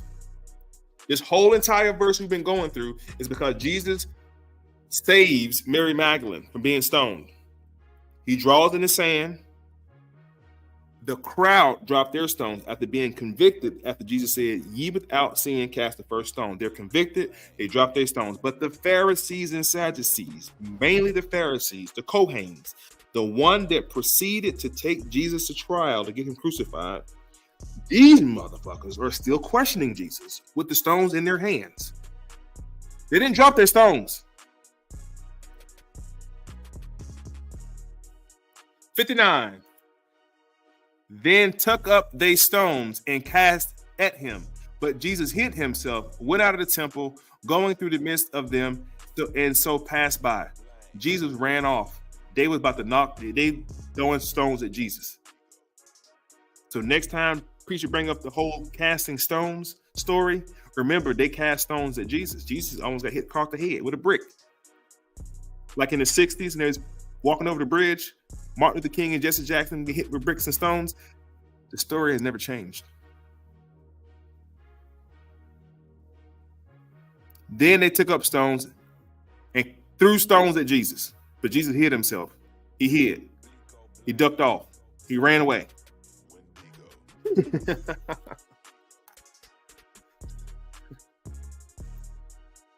That's all that was, man. Jesus said, in my Father's house, there are many mansions. Tipsy, the grumpy stargazer, how do you get a house inside of a mansion? And what was Jesus referring to when he said mansion? Remember, words like Bethlehem is a celestial group in the sky. The word like mansion is also a celestial empire in the sky. Jesus was saying, in the Most High's house is Bethlehem for bread, house of bread, basically. And this constellation house, there are a multitude of galactic bodies, mansions. I can show and prove that later. That's all he was saying. The Most High is the ruler of a multitude of celestial bodies. In my Father's house, there are many mansions. I will go and prepare a place for you, is what Jesus said. End quote. All right, so look. The next part we're going to deal with, we got the setup. Let's go to the trial. Jesus is on trial now. Let's go back to the trial.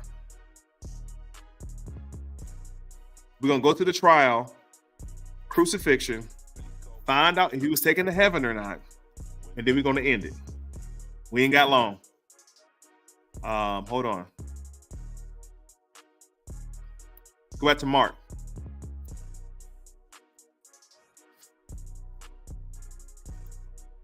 Mark 15. Jesus is now on trial. I just gave you the setup of why he was on trial, or part of the reason why he was on trial. He done got into it with the Pharisees a couple different times. Right. Young Payola, you already know. Everything is celestial. Mary is definitely Virgo. They think she's a physical person. No, Mary went to heaven. She's a fixated constellation in the heavens. All right. Now it says, now it is custom at the festival to release a prisoner whom the people requested. A man called Barabbas was in prison. This is the story that we all know. Barabbas got presented before Pontius Pilate along with Jesus. I also showed and proved to you that the person that was on trial with Jesus of Nazareth, his name was also Jesus.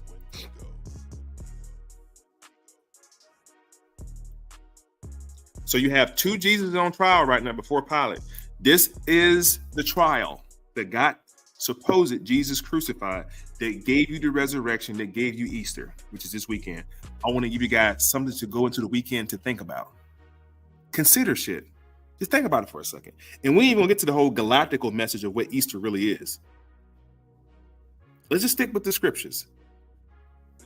You had two Jesuses being presented. Two Jesus being presented. Jesus Barabbas and Jesus of Nazareth. Let's see if we can find out which one got crucified. Who was on the cross? Who got nailed to the cross? Let's see. This is the trial. I'm going through it. Do you want me to release? Hold on, go back. A man by the call Barabbas was a prisoner with the insurrection who had committed murder in the uprising. The crowd came up and asked the same crowd who was about to stone the woman, the Pharisees, same crowd of people are now demanding the Roman Emperor Pontius Pilate to crucify one of the Jesus. We don't know which one yet. We're going to find out. Watch closely. Watch closely. Do you want me to release the king of the Jews? This is Jesus of Nazareth asking. Asked Pilate, knowing it was out of self-interest that the chief priest had handed Jesus over to him. Do you want me to release the king of the Jews? Asked Pilate. I feel like this is not this. See, I just be knowing by the wording that it don't be the KJV, man. But I promise you, you read it in the KJV form, it gives you a whole nother meaning to what's really happening. The NIV and all the other shit, they don't change around words, make the words more hip, popular, and all that kind of shit. We want the real word. What did they say? Or as closest to it as possible. We know the King James Version is not the real version. But Pilate answered him, Will ye that I release unto you the King of the Jews? For he knew that the chief priests had delivered him for envy. Like Pilate already knew that the chief priests, the Pharisees, had no reason to hand Jesus over to him for death. This is what this just said. Pilate, Pompous Pilate, they call him, answered them saying, will ye release? Pilate basically saying, look, I'm about to release Mary's son, Jesus of Nazareth, because he knew why the priest had given Jesus of Nazareth. Like Pilate wasn't stupid. He already knew what was going on. And you're going to see later where Pilate, like, I can't find a reason to convict this man, bro. Like, he didn't do shit. I mean, freedom of speech wasn't around back then, but Pilate, like, nigga, what did he do? And the Pharisees could not prove what he did. First of all, Pilate didn't even believe in the deities that the Jews believed in. Pilate didn't care. The Jews were the scribes and the scrolls and the bankers for the Roman Empire. Let's be clear about their role in participation with the Byzantine Empire. The Jews of that period of time were the bankers and the bookkeepers. Later, they would be known as Lombards or capitalists, the Hemi bankers, much like the Knight Templars were. So the Jews were keeping the books for the Roman Empire anyway. They were the bookkeepers and the scribes. Because remember now, Rome had nothing written. Rome had nothing written. Rome was still in her Hellenistic period at this time. Nothing. Rome had borrowed a couple pillars and a couple ideologies from Heliopolis. This is when Alexander the Greek or the Macedonian and Ptolemy had came into Egypt. Remember that part? Way back when? The Romans never had anything of substance to put. They didn't have anything. So they relied heavily on the Pharisees and the Sadducees, that community, to get the receipts, to keep the money going, to keep the paperwork of Rome going. This is why the Pharisees are coming to the Romans to do this. But Pilate already knew Jesus haven't did shit. Pilate already knew he hadn't did anything. Plus, Pilate's wife tells him, don't kill that man. I had a dream about that man. Don't kill him or the blood. And Pilate gonna wash his hands. You'll see in a second. Pilate did not crucify Jesus. Pilate washed his hands and said, I ain't gonna do this shit. I'm out of it, pretty much. But you still have two Jesuses waiting to get killed. One is gonna get killed and one is not gonna get killed. Peter is gonna notice, hey, that ain't my homeboy. That's the denial of Peter, because they're gonna march Barabbas. Remember, I just showed you that Jesus, Yeshua, he can transfigure himself anytime he wants to. He can transform, he can hide himself, he can disguise himself whenever he gets ready. I just showed you that. Keep that in mind. But the chief priest moved to the people that he should rather release Jesus Barabbas. And Pilate answered, said again unto him, What will ye then that I shall do until him whom they call the King of the Jews? They cried again, Crucify him. Then Pilate said unto him, Why? What evil hath he done? And they cried out more exceedingly, Crucify him. So Pilate is trying to find out, like, what's your case against this man? Because you have the right to face your accuser. What are y'all accusing him of doing? And Pilate, willingly to content the people, released Jesus. They don't say Jesus, they say Barabbas. That says Jesus. Watch how it reads. And so Pilate, willingly to content the people, released Jesus unto them and delivered Jesus when he had scourged him to be crucified. Why are you saying Jesus when it says Barabbas?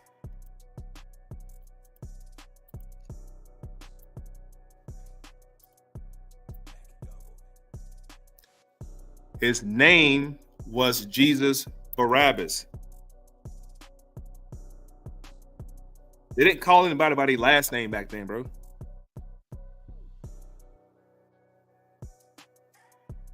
Jesus Barabbas. So now with that in mind, let's go back and read this shit again. Stay with me.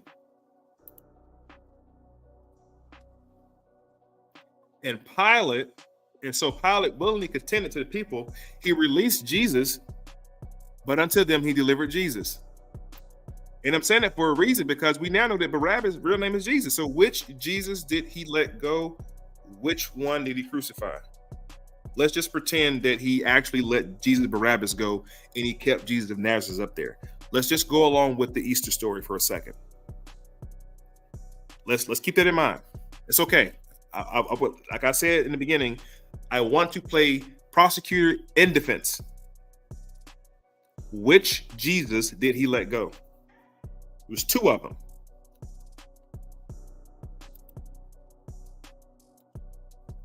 Are we going for the full chapter? Hold on.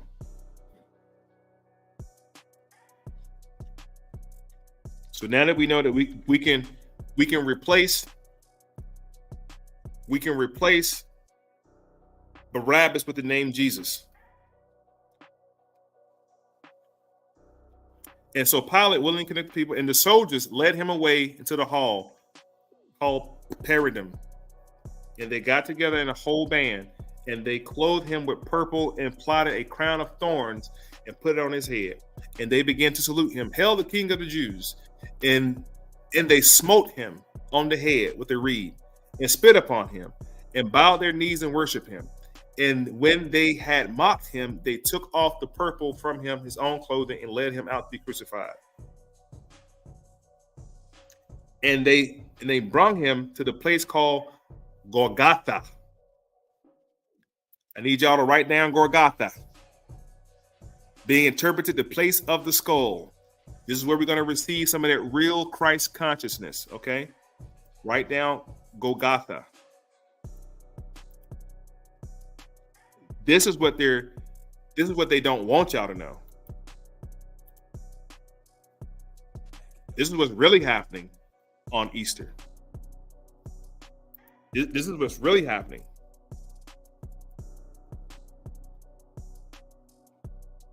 This is what's really taking place on Easter, as your body is also aligned to the heavens and the earth, and there's a reset in your body.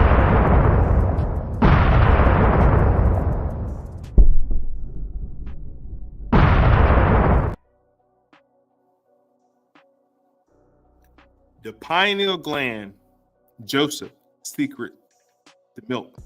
The pituitary gland, Mary, secret, the honey. Both from the same source, the colostrum, also known as Santa Claus. That's the colostrum. This is all wise, right, and exact, physically located in your body. Go look it up. This is why the first thing I do is know thyself, man. Know who you are first. Some of us been living 25, 35, 40-something years, 50-something years, and don't even know the parts of our body internally.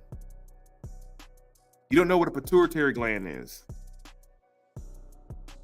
You heard of the pineal gland, but what is its function? What does it do? What is happening? 2, the sacred oil travels down the solar plex via the semilunar ganglion. I can't pronounce that P word. The phonemic gastric nerve, the psychophysical germ, the fruit of life, the tree of life is born in a solar plex. The ida, the pignaga, two nerve fluids, where at the crossing of the medulla oblongata, the crucifixion takes place, where it rests for 2.5 days. The sacred oil returns after the cross, the crucifixion, enters the cerebellum, Golgotha, which means skull. The fluid Christ is refined 1,000 times fold. It's just a renewal process. It's new life. It's new life that is taking place in your head.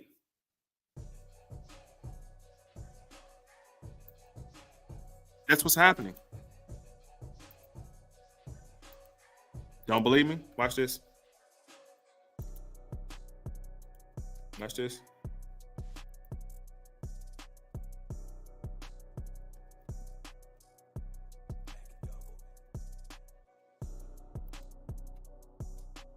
Romans 12:12.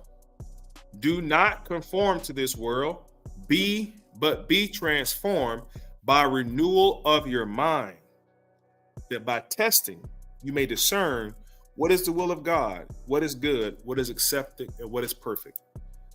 You have to renew your mind, your thinking.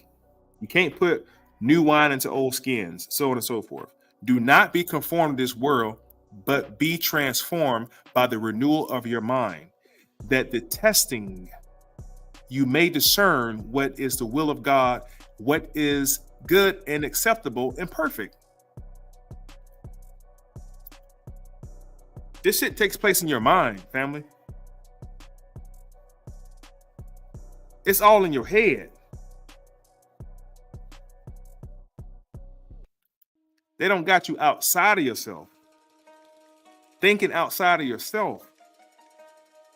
Nah, man. Let's continue.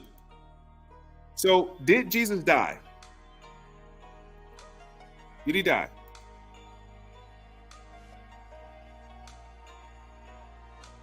And they brought him to a place called Golgotha, the skull. And they gave him to drink wine mingled with myrrh, but he received it not. And when they crucified him, they parted his garments, casting lots upon him what every man should take. And it was the 3rd hour, and they crucified him. They superscription of his acquisition was written over him, the King of the Jews. And with him they crucified the 2 thieves. And the scriptures was fulfilled and said that he is numbered with the transgressors. And they passed the rail, so on and so forth. Save thyself. They picking at Jesus, basically. Let's get to what Jesus had said. And in the 9th hour, Jesus cried out with a loud voice, Elo, Elo, lama sabachthani, which is interpretation, my God, why hast thou forsaken me? This is what Jesus said. Elo, Elo, or Elah, or Allah. That's what that says. Allah. Man, they don't say no Allah. That says Elo. E-L and Allah are the same. Ilah, not the A-L. So in the word Allah is A-L-L-A-H. Take off the first A-L and put I-L-A-H. Ilah. Elo, as in not Elohim, but El Elyon. El Elyon. Let's go to school real quick and learn about these words, because I feel like we're not going to really understand until we understand what the word means. And I say that shit often, that until you can understand what the word means, they're going to keep tricking everybody. Once you learn the language, nobody can lie to you no more.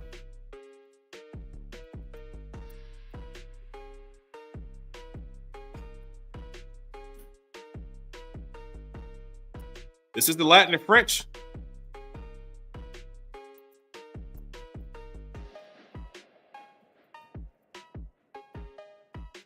It's proper matrix. It's Aramaic, the Hebrew equivalent to Elah. It's the base word El, meaning God. Watch this.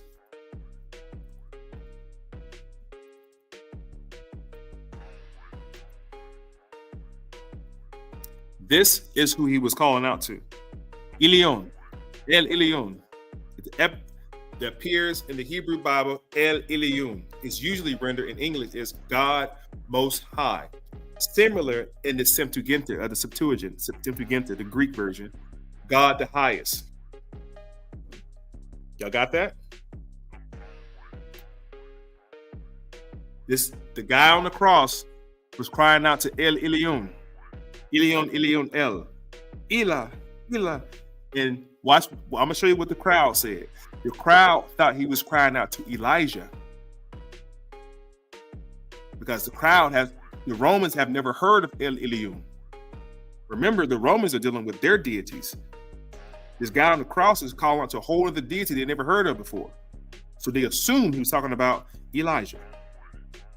And Jesus knew Elijah. I just showed you earlier, back in Genesis 5:21. I'm sorry, 2 King. Matthew 17, 1 through 4. Matthew 17, 1 through 4, Jesus, he actually meets Elijah. So he's not somebody he met. He know who Elijah is already. Elyon, Elyon, El. Which is also, watch this.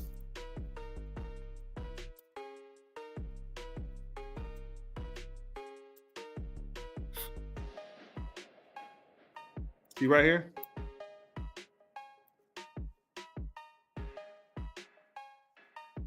See for yourself. The word is thought to be derived by contracting the word El, which means the God, and linguistically, the language, not religion, linguistically relates to the Amharic words Ilah, Syriac Allah, Allah, the Hebrew El Elyon. And we're talking about the word Allah, Allah, El Ilah, El Ilah. They're comparing Yahweh. No, it's El. Yahweh was a whole other deity. El Ilah. I'm just showing y'all the language. So when we talk about who the person on the cross cried out to, now we know.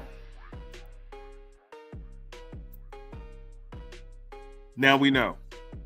At the 9th hour, Jesus cried out in a loud voice, Allah, Allah, Ilah, Ilah. My God, why hast thou forsaken me? Now,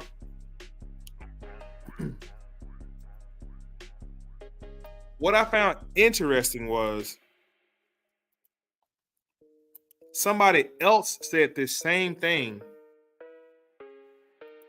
while they were being crucified way before Jesus. So I asked myself, who was being crucified in this situation? Let me show you.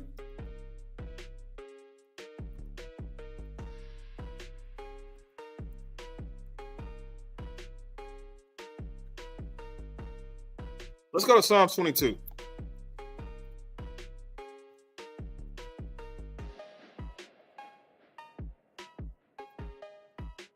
Now, in comparison to Matthew 27:46, what we just read pretty much, let's go to Psalms 22. But I want to go to the KJV. Otherwise, we're not going to get it.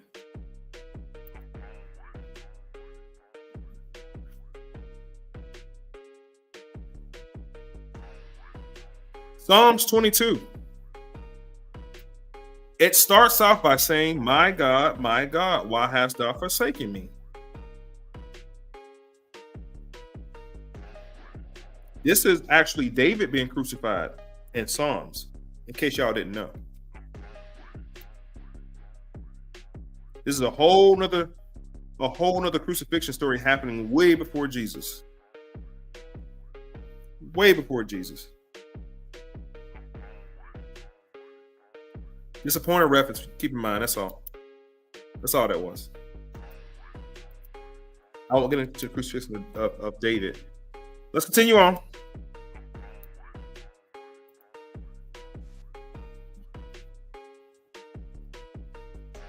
And some of them stood and heard, behold, oh, too far. And some of them that stood by when heard it said, "Behold, he calleth Elijah."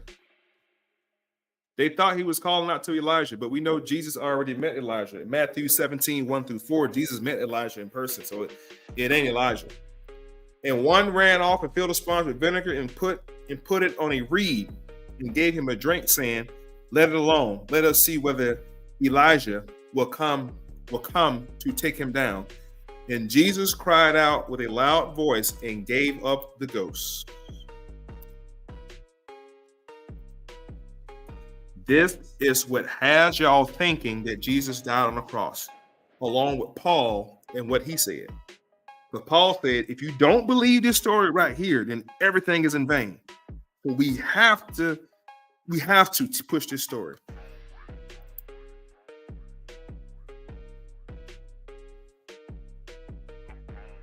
We have to teach this story, Paul said. Paul is pushing this shit. Like, if we don't teach this, then, hey, listen, it's going to be all for nothing. If we do not teach the fact that Jesus died like this, then look, man, everything for nothing. So it was Paul who began to use this story to push the narrative that Jesus had died on the cross.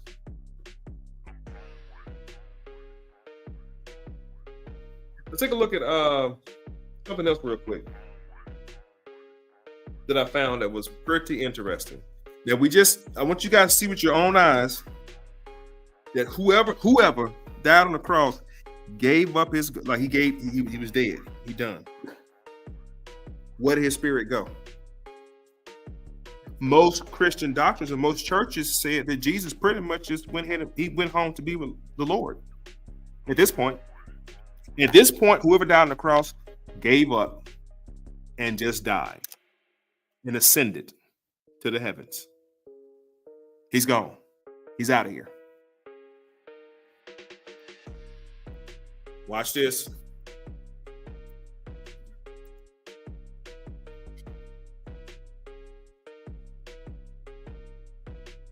Hold on.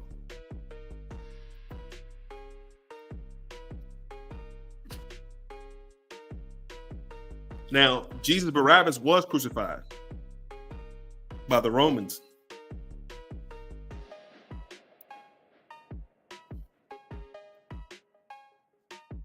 Jesus Barabbas did get crucified also. Isn't that interesting? Both Jesus who was on trial, both got crucified, but now you don't even know which one you're talking about.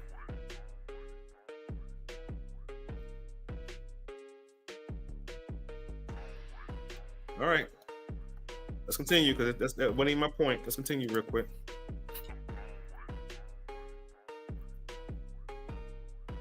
Now, y'all remember Mary, right?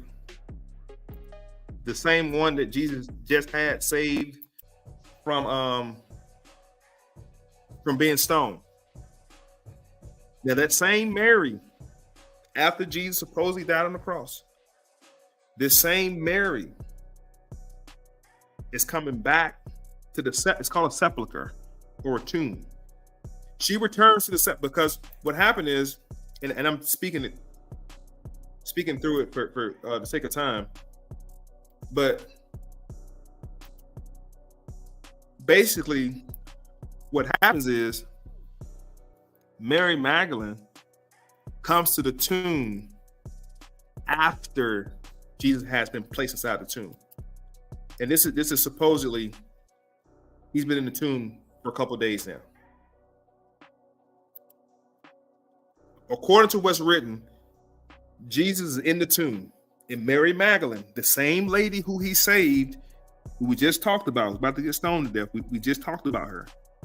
The harlot.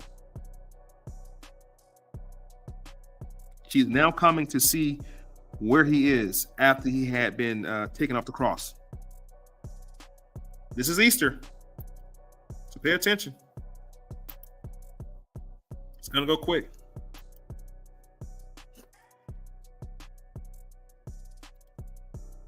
Early on the first day of the week, while it was still dark, Mary Magdalene went down to the tomb and saw that the stone had been removed.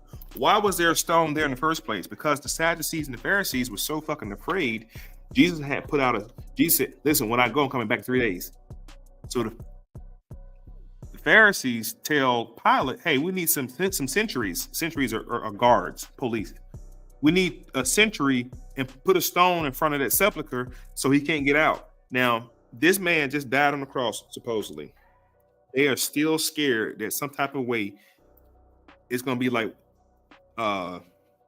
World War Z or the movie with Will Smith in it. He was in New York. What's the name of that movie, Will Smith? When he was fighting the zombies. They're concerned about a zombie coming back out of that tomb. And I use the word zombie politely because this dude has been dead for a couple of days. You know, like Lazarus was a zombie. Lazarus had been spiced and wrapped and embalmed and everything, but he brought Lazarus back from the dead. He has the ability to put life back into, you know what I'm saying? So on and so forth. Let's keep going. So Mary goes to the tomb and saw that the stone had been removed. She came running to Simon Peter and the others disciples said, Jesus, the one that Jesus loved, and said, they have taken the Lord out of the tomb and we don't know where they put him. Who took him out of the tomb? Why was he removed from the tomb? So, see, nobody believed that he rose from the dead. Mary didn't go tell them he has risen from the dead. She said, hey, his body gone. So where did you guys get the fact that he rose from the dead from? Where did this story come from? Because I'm not seeing it. But I'm going to show you what Paul said it. And because Paul said it, Christians believe it. But nowhere in this book is it going to tell you that this is the resurrection. No, it became out to be that story. I'm showing you the actual story. Mary didn't say not one time, hooray, hooray, hallelujah, he has risen from the dead. No, she said, somebody don't stole this nigga body. They don't took the body. Now, Jesus is the Spirit at this point. Jesus is the Holy Spirit at this point. Why is she so concerned about flesh?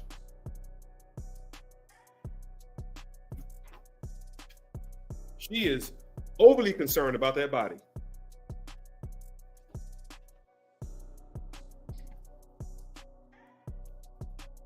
I just want to get y'all to think a little bit. That's all. Just think a little bit. Why didn't the first thing out of Mary's mouth is hallelujah, hallelujah, he lives?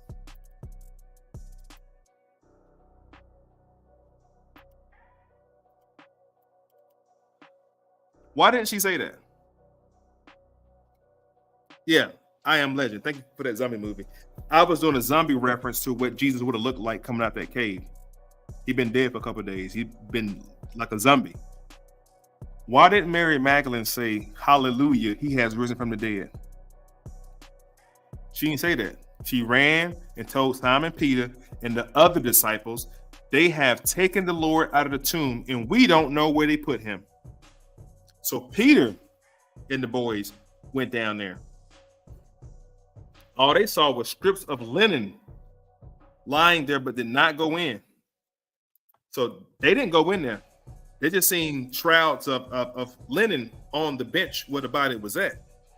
Like, you know, like a mummy, kind of like mum rock.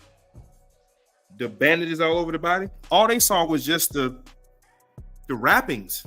That's all what disciples saw. Let's read on. Now remember, we just talked about the person on the cross gave up the spirit. The person on the cross hung his head and died and gave up his energy and ascended to Lord God in heaven. That joker is dead and gone on the cross. They gave up already. Watch this. The clothes were still laying there in linen. Finally, the other disciple who had reached the tomb first also went inside. He saw and believed. They still did not understand from the scripture that Jesus had risen from the dead. They still didn't understand that. Why didn't they understand that? They was right there with him. Jesus had already foretold what was going to happen at the Last Supper. That was the Last Supper. The Last Supper, Jesus said, one of y'all gonna turn me in, one of y'all gonna deny me, and I'm gonna be gone. So he gave them the game already. Why is the scripture saying they still did not understand that he had risen? And what scriptures are they referring to? They still did not understand from the scriptures. What scriptures? There was no Bible at this time. There was no Bible at this time that you're reading about. The book hadn't came out yet. How could the book come out and the story still happening? This is the story. You're reading what happened, and they're referring to another scripture that they should know about. The disciples, they still did not understand from the scripture that Jesus had risen from the dead. What scripture refers to Jesus rising from the dead? There is no scripture that refers to him rising from the dead. Not in this time frame, because there was no book for them to even know what they're talking about. This is misleading you.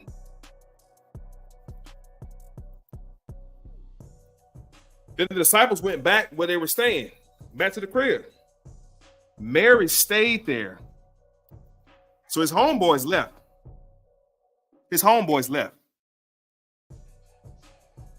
Mary stayed there. Homeboys left. All right, nigga body gone. Let's see what we can do about it. I'm going back to the crib. Y'all know how we is. All right, well, shit, I don't know. I ain't moving. I'm gonna go back to the crib. So his homeboys left. Mary stayed. Mary stood there outside the tomb crying. And she wept. She bent over and looked in the tomb and saw two angels. Now, wait a minute. I thought Peter and them just looked at it and didn't see shit. Where did these angels come from? Where did the angels come from? They just appeared. They just manifested out of thin air and appeared inside the tomb. Because Jesus' homeboys just looked in there. Didn't see nothing in there but just his linen laying around. And saw two angels in white. Remember that part? Y'all remember that part? Y'all don't remember that part. Y'all know. Yeah. Let's go back. It's okay.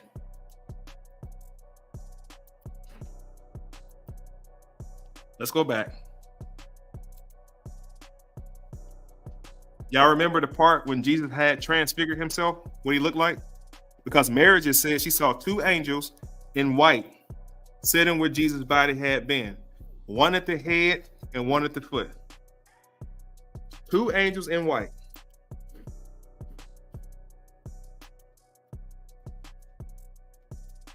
Let me show y'all one more time.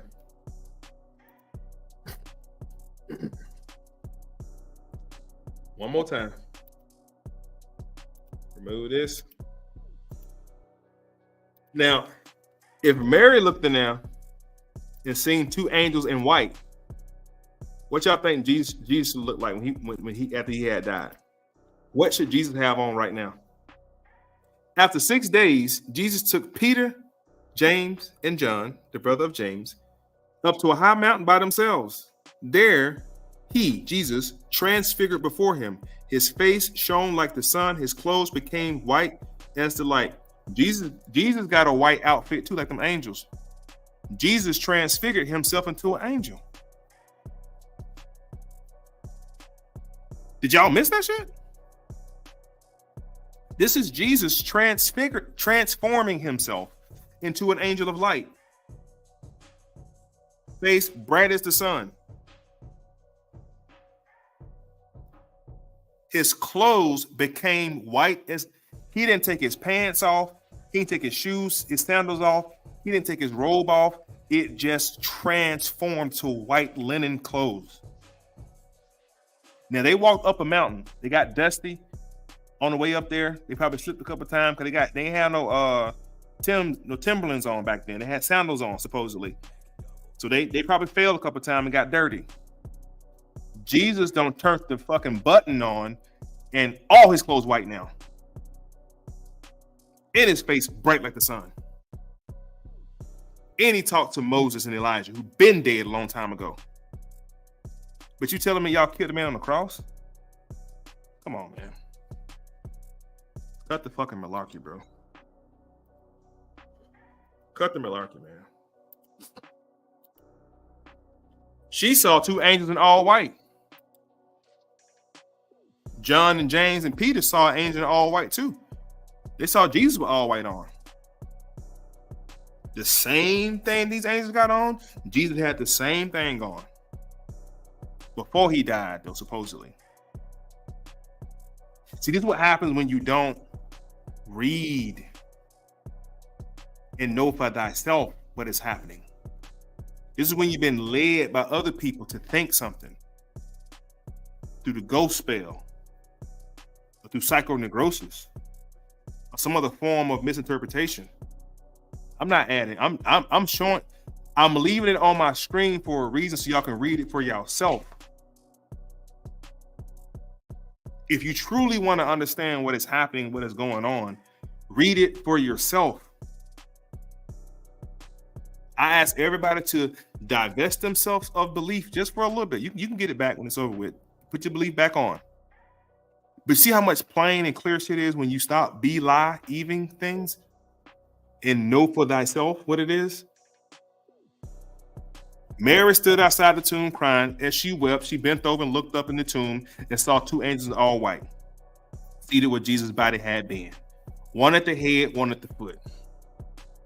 Watch what the angels say. Why? Hold on, this is KJV still? Because I feel like ain't the KJV, man. I be knowing.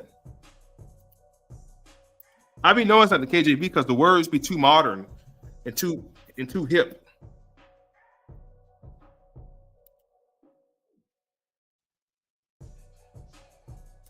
And she sees two angels setting, in white setting. And they said to her, "Woman, why is thou weeping?" She said to them, "Because they have taken away my Lord, and I know not where they have laid him." Now, Mary didn't get spooked out by the fact that two motherfuckers just appeared out of nowhere. That didn't freak her out at all. That did not bother her at all. That two beings just appeared out of nowhere, because Peter them just looked in the temple, inside the tomb, and they didn't see nobody in there. She looked down, look up, two motherfuckers in all white linen, like they about to go on a Tom Joyner cruise. They got their all white linen on in there, just kicking it. And they asked her, "What you crying for?" Mary's crying because Jesus is dead and his body's gone. We know where the body at. And they having a conversation with her like, "Why? What is you crying for?" You know, kind of like if somebody tell you, "Stop crying." What you crying for? Like, why are you crying? And when she said, and when she had thus said, she turned herself back and saw Jesus standing there and knew not it was Jesus. Hey, Jay, this is what I was saying earlier, Jay. Like, if I hang with you, bro, for 20, 30 years and something happened to you, when I see you, I may not recognize your physical, but I know it's you, bro. Ain't but one J Doug. Right? Now, watch this.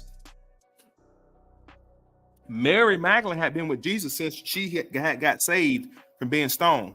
She's with him a lot. She is considered to be one of his disciples, by the way. It said, when she thus said, she turned herself back and saw Jesus standing and knew not it was Jesus. Jesus said, "Woman, why are you crying?" The angels are asking her why she crying. Jesus asked her, "What the fuck are you crying about? Why are you crying?" The first question, ask yourself, why didn't she recognize him, Jay? And 14, why did Mary not recognize Jesus? Did he transfigure himself? Did he have on a disguise? Because I'm pretty sure at this point, he either looks like the angels inside of the tomb with the all white on, with the bright face, or he looks like a bloody, beat up person with tattered clothes on. Those are the only two safe assumptions we can make at this point about what Jesus has on. Either he has on the all white, because remember, he supposed to die on the cross. Remember that? And his spirit left. Remember that part? That physical body was on the cross, lifeless. Right? So we can only assume that Jesus should look like either the all white on, since he rose up from the dead, or the same clothes on. Either way. Why don't she recognize him? Let's find out. Jesus said unto her, Woman, why weepest thou? Whom seekest thou? She supposed him to be a gardener. She thought that he was a gardener.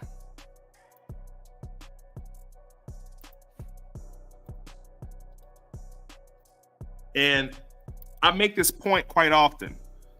Why did she think Jesus was a gardener? We're in a graveyard, first of all.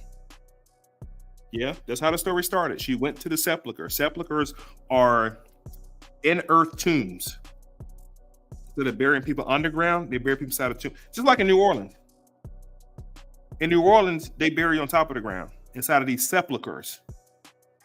Well, this was a sepulcher Jesus was supposedly be in.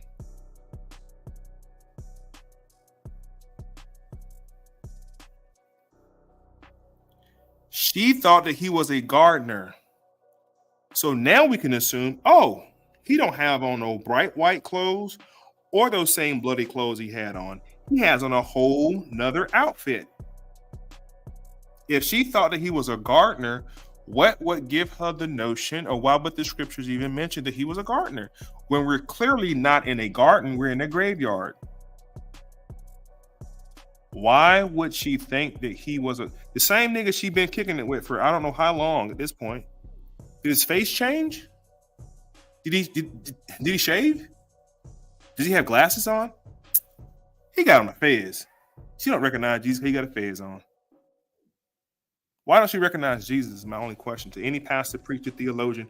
Why didn't she recognize him? She just had been kicking it with him 2 days ago. She just saw him at the Last Supper. They just had dinner at his house. Remember? They took the bread and the wine. They was eating and shit. She just saw him. 2 days later, she don't recognize him? And he's not an angelic being yet, even though he can do that if he feels like it. He don't have the bloody clothes on from the cross. His face is not unrecognizable, like beat up and scorned. He looks like a goddamn gardener, she said. Man, I thought you was somebody else. This is what Mary's saying. I thought he was somebody else. She called him sir. Sir, if thou hast been born from him hence, tell me where thou hast laid him, and I will take him away. Hey, sir, where is Jesus? Let me know where you took him so I can go get him. While she's talking to Jesus. Could you imagine this conversation? Jesus said it to her, Mary. Like, excuse my language, like, bitch, this me. Jesus said to her, Mary. She turned herself and said unto him, Rabboni, which is to say, Master. Jesus said, touch me not, for I am not yet ascended to my Father, but go tell my brothers that I have ascended to my Father.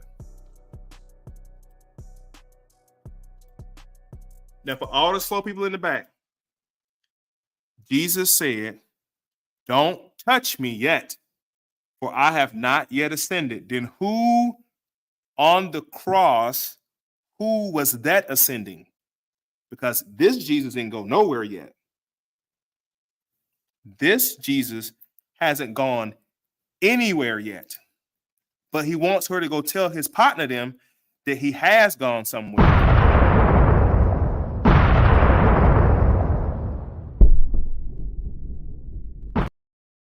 Jesus did not die on the cross. Sorry. Not this one. Not this one. This one said, I ain't gone nowhere yet. But go tell my homeboys that I did go somewhere. Read it for yourself. Do not touch me, for I have not yet ascended. The nigga on the cross gave up his spirit and ascended. This Jesus said, ain't going nowhere. Bitch, I ain't even die. I didn't even die. I live forever. You can't kill God. These folk got y'all believing that they killed God on the cross and got y'all wearing these crosses in symbolism for death. That cross represents death, not life. Sorry. Sorry to tell you that.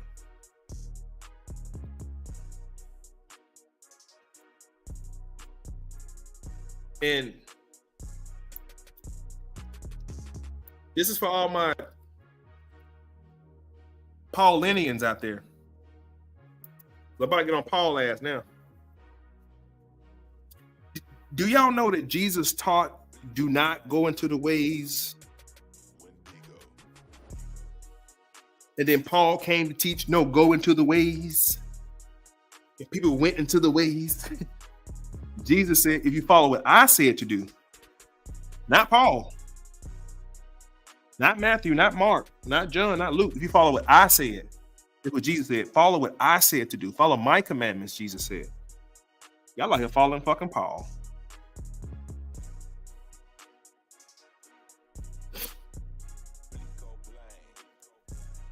Of course, you got defenders of Paul. It's like you got defenders of Peter in the Catholic Church. What did Paul say about Christ's crucifixion? According to Paul, Jesus' death justifies, saves, delivers, redeems, reconciles the sinner to God. Even more clearly, in later Pauline traditions, Jesus' cross is a sign of both atonement and cosmic victory. All that shit is according to Paul.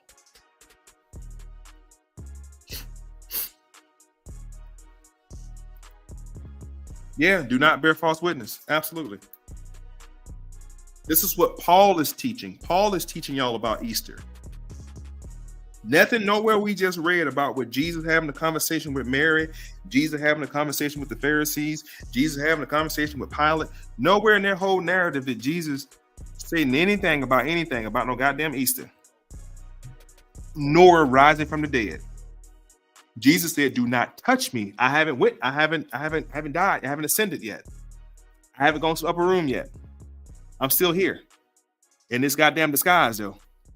And the disguise worked because you didn't even recognize me. It had to work." But Paul is teaching y'all about the crucifixion.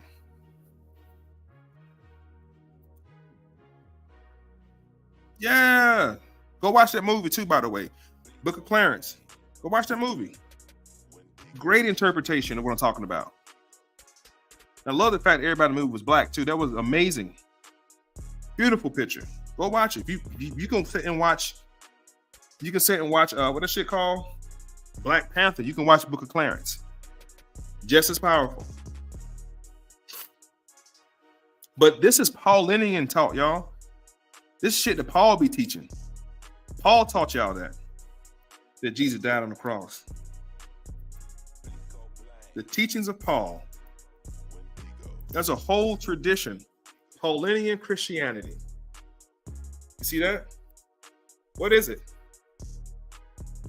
He viewed Pauline tradition, including the teachings and writings of Paul himself. The assimilation is often simplification of Paul's ideas by those who followed him, then wrote letters in his name, and finally formed the letters.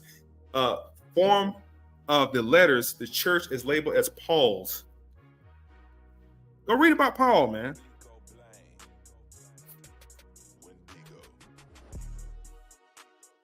This is all shit that Paul came up with. They're called Paulinians. Watch this.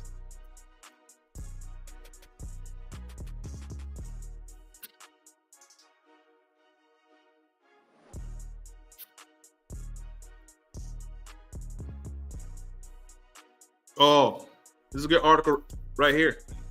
Great article. Paul wasn't around during the time of Jesus, y'all. Just in case. Just in case you didn't know that.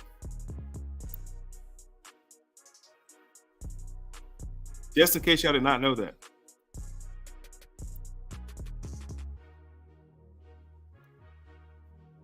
This is all Paulinian talk.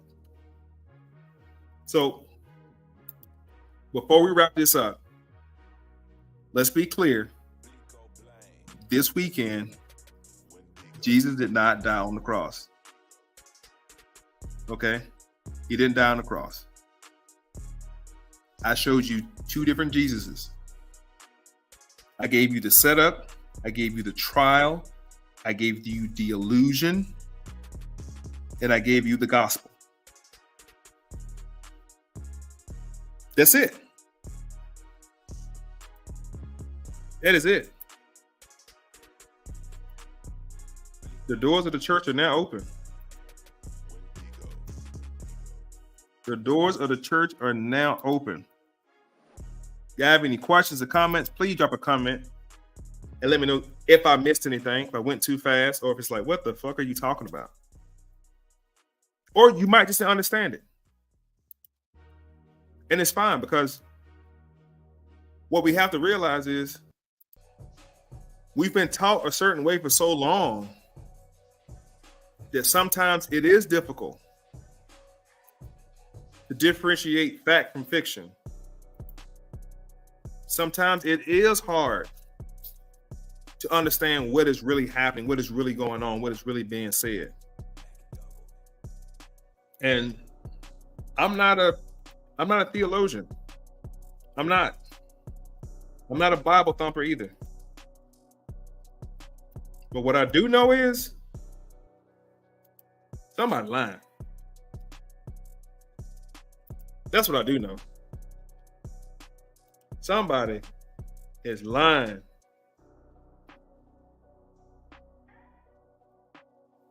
Somebody is lying somewhere about something. And that shit is not cool.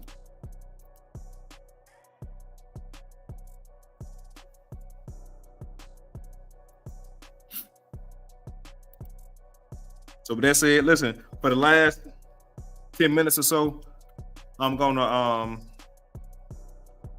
yield the floor over to Dr. York, and you guys can feel free to listen for the next couple of minutes. Dr. York actually gives a good lecture on the resurrection of Jesus, or at least I think it's a great narrative. Aaron was the high priest or the spokesman for the prophet Moses, correct? Correct. Now, Jesus followed the laws of Moses. So Jesus would have followed the laws of the priest that Moses followed, which means Jesus wore a beard. And in Islam, especially amongst the Sunnis, especially today, they have this obsession with identifying the comforter in the book of St. John as being the prophet Muhammad. We have multiple mentions in the scriptures about Muhammad, who we find mentioned in the Torah. Muhammad, who we find mentioned in the scriptures of old. And Muslims will grab a hold of this and use this and say that Muhammad sallallahu alaihi wasallam was mentioned in the scriptures of old. In order for us to believe that Allah subhanahu wa ta'ala directed us to the Torah and Injil, we must believe in the Torah and Injil. And in this section, it tells you that the brother Harun or Aaron of Moses wore a beard. You follow? Mm-hmm. So therefore, if Moses wore a beard, Jesus wore a beard. If Jesus wore a beard, Muhammad wore a beard. And if Rasulullah Muhammad sallallahu alaihi wasallam said he left two things for us when he passed on, one was Quranuhu wa sunnatuhu. One was his scripture, the Holy Quran, which came from Allah, and the other was his sunnah, the way he did things, or the traditions of him. So the question you asked the Egyptian brother is, did the Prophet Muhammad wear a beard, yes or no? And he'll have to say yes. The next question should be, can you grow a beard, yes or no? If he can, the next question should be, do you believe that we should follow the ways of Muhammad, the Prophet? And if he says yes, then say, then why don't you wear a beard? Then if he says it's nowhere in the Quran saying you should wear a beard, right? It's nowhere in the Quran saying you should be dressed when you pray. You follow that? Many things that Muslims do are not found in the Quran. They come from traditions or customs or laws that came down from the prophets before Rasulullah Muhammad alayhi salatu wasalam, which was like Abraham, Moses, and Jesus and other prophets. So what you do is you ask him, if you follow the way of Muhammad and Muhammad wore a beard, then you have to wear a beard. If you don't wear a beard, then you're not following the way of Muhammad, thus you're not a Muslim. You can call yourself anything you want, but if you're going to follow Muhammad, you're going to follow Muhammad. If you're not, then you're not a Muslim, point blank. You follow what I'm saying? Yeah. So if he lights up a cigarette, you're not a Muslim. Ask him, did Muhammad smoke? Yes or no? And again, I say, don't let him tell you that it's not mentioned in the Quran. Nowhere in the Quran does it tell you to wear tadiyah on your head. Nowhere in the Quran does it tell you to wear a turban on your head. Nowhere in the Quran does it tell a Muslim to put on oil, which they've made sunnah. Nowhere in the Quran does it tell a Muslim to put kahol on their eyes, which they do. Nowhere in the Quran does it tell a Muslim to clip off their mustache, which they do. You understand? Nowhere in the Quran does it tell a Muslim he cannot wear gold. But the Muslims tell you can't wear gold. But the Quran doesn't say you can't wear gold. The Quran doesn't say you can't wear earrings. The Quran doesn't say you can't wear nose rings. The Quran doesn't say none of these things. So what they tend to do, being shaitan, is they pick and choose what they want. Whenever they're trying to make a point, they'll pick something. What you have to learn to do as a teacher is to be there when they throw the ball to catch it. And just ask them point blank, who do we follow? Do we follow Muhammad, yes or no? If they say yes, then did Muhammad wear a beard, yes or no? And if they say yes, then shouldn't we wear beards, yes or no? It has to be yes. Anything other than that, then you got to watch them, because it does say in the Quran, there's many people that say they're with you, but they're not. Many people that say they're from mu'minun or mu'minati, but they're not in with them. La bi mu'minin. All right? The question is coming from Song of Solomon, chapter 1, verse 5, when he says, I am black but comely. I pointed out that this is one way that the brother could have told that Jesus was black through this seed. He stated to me that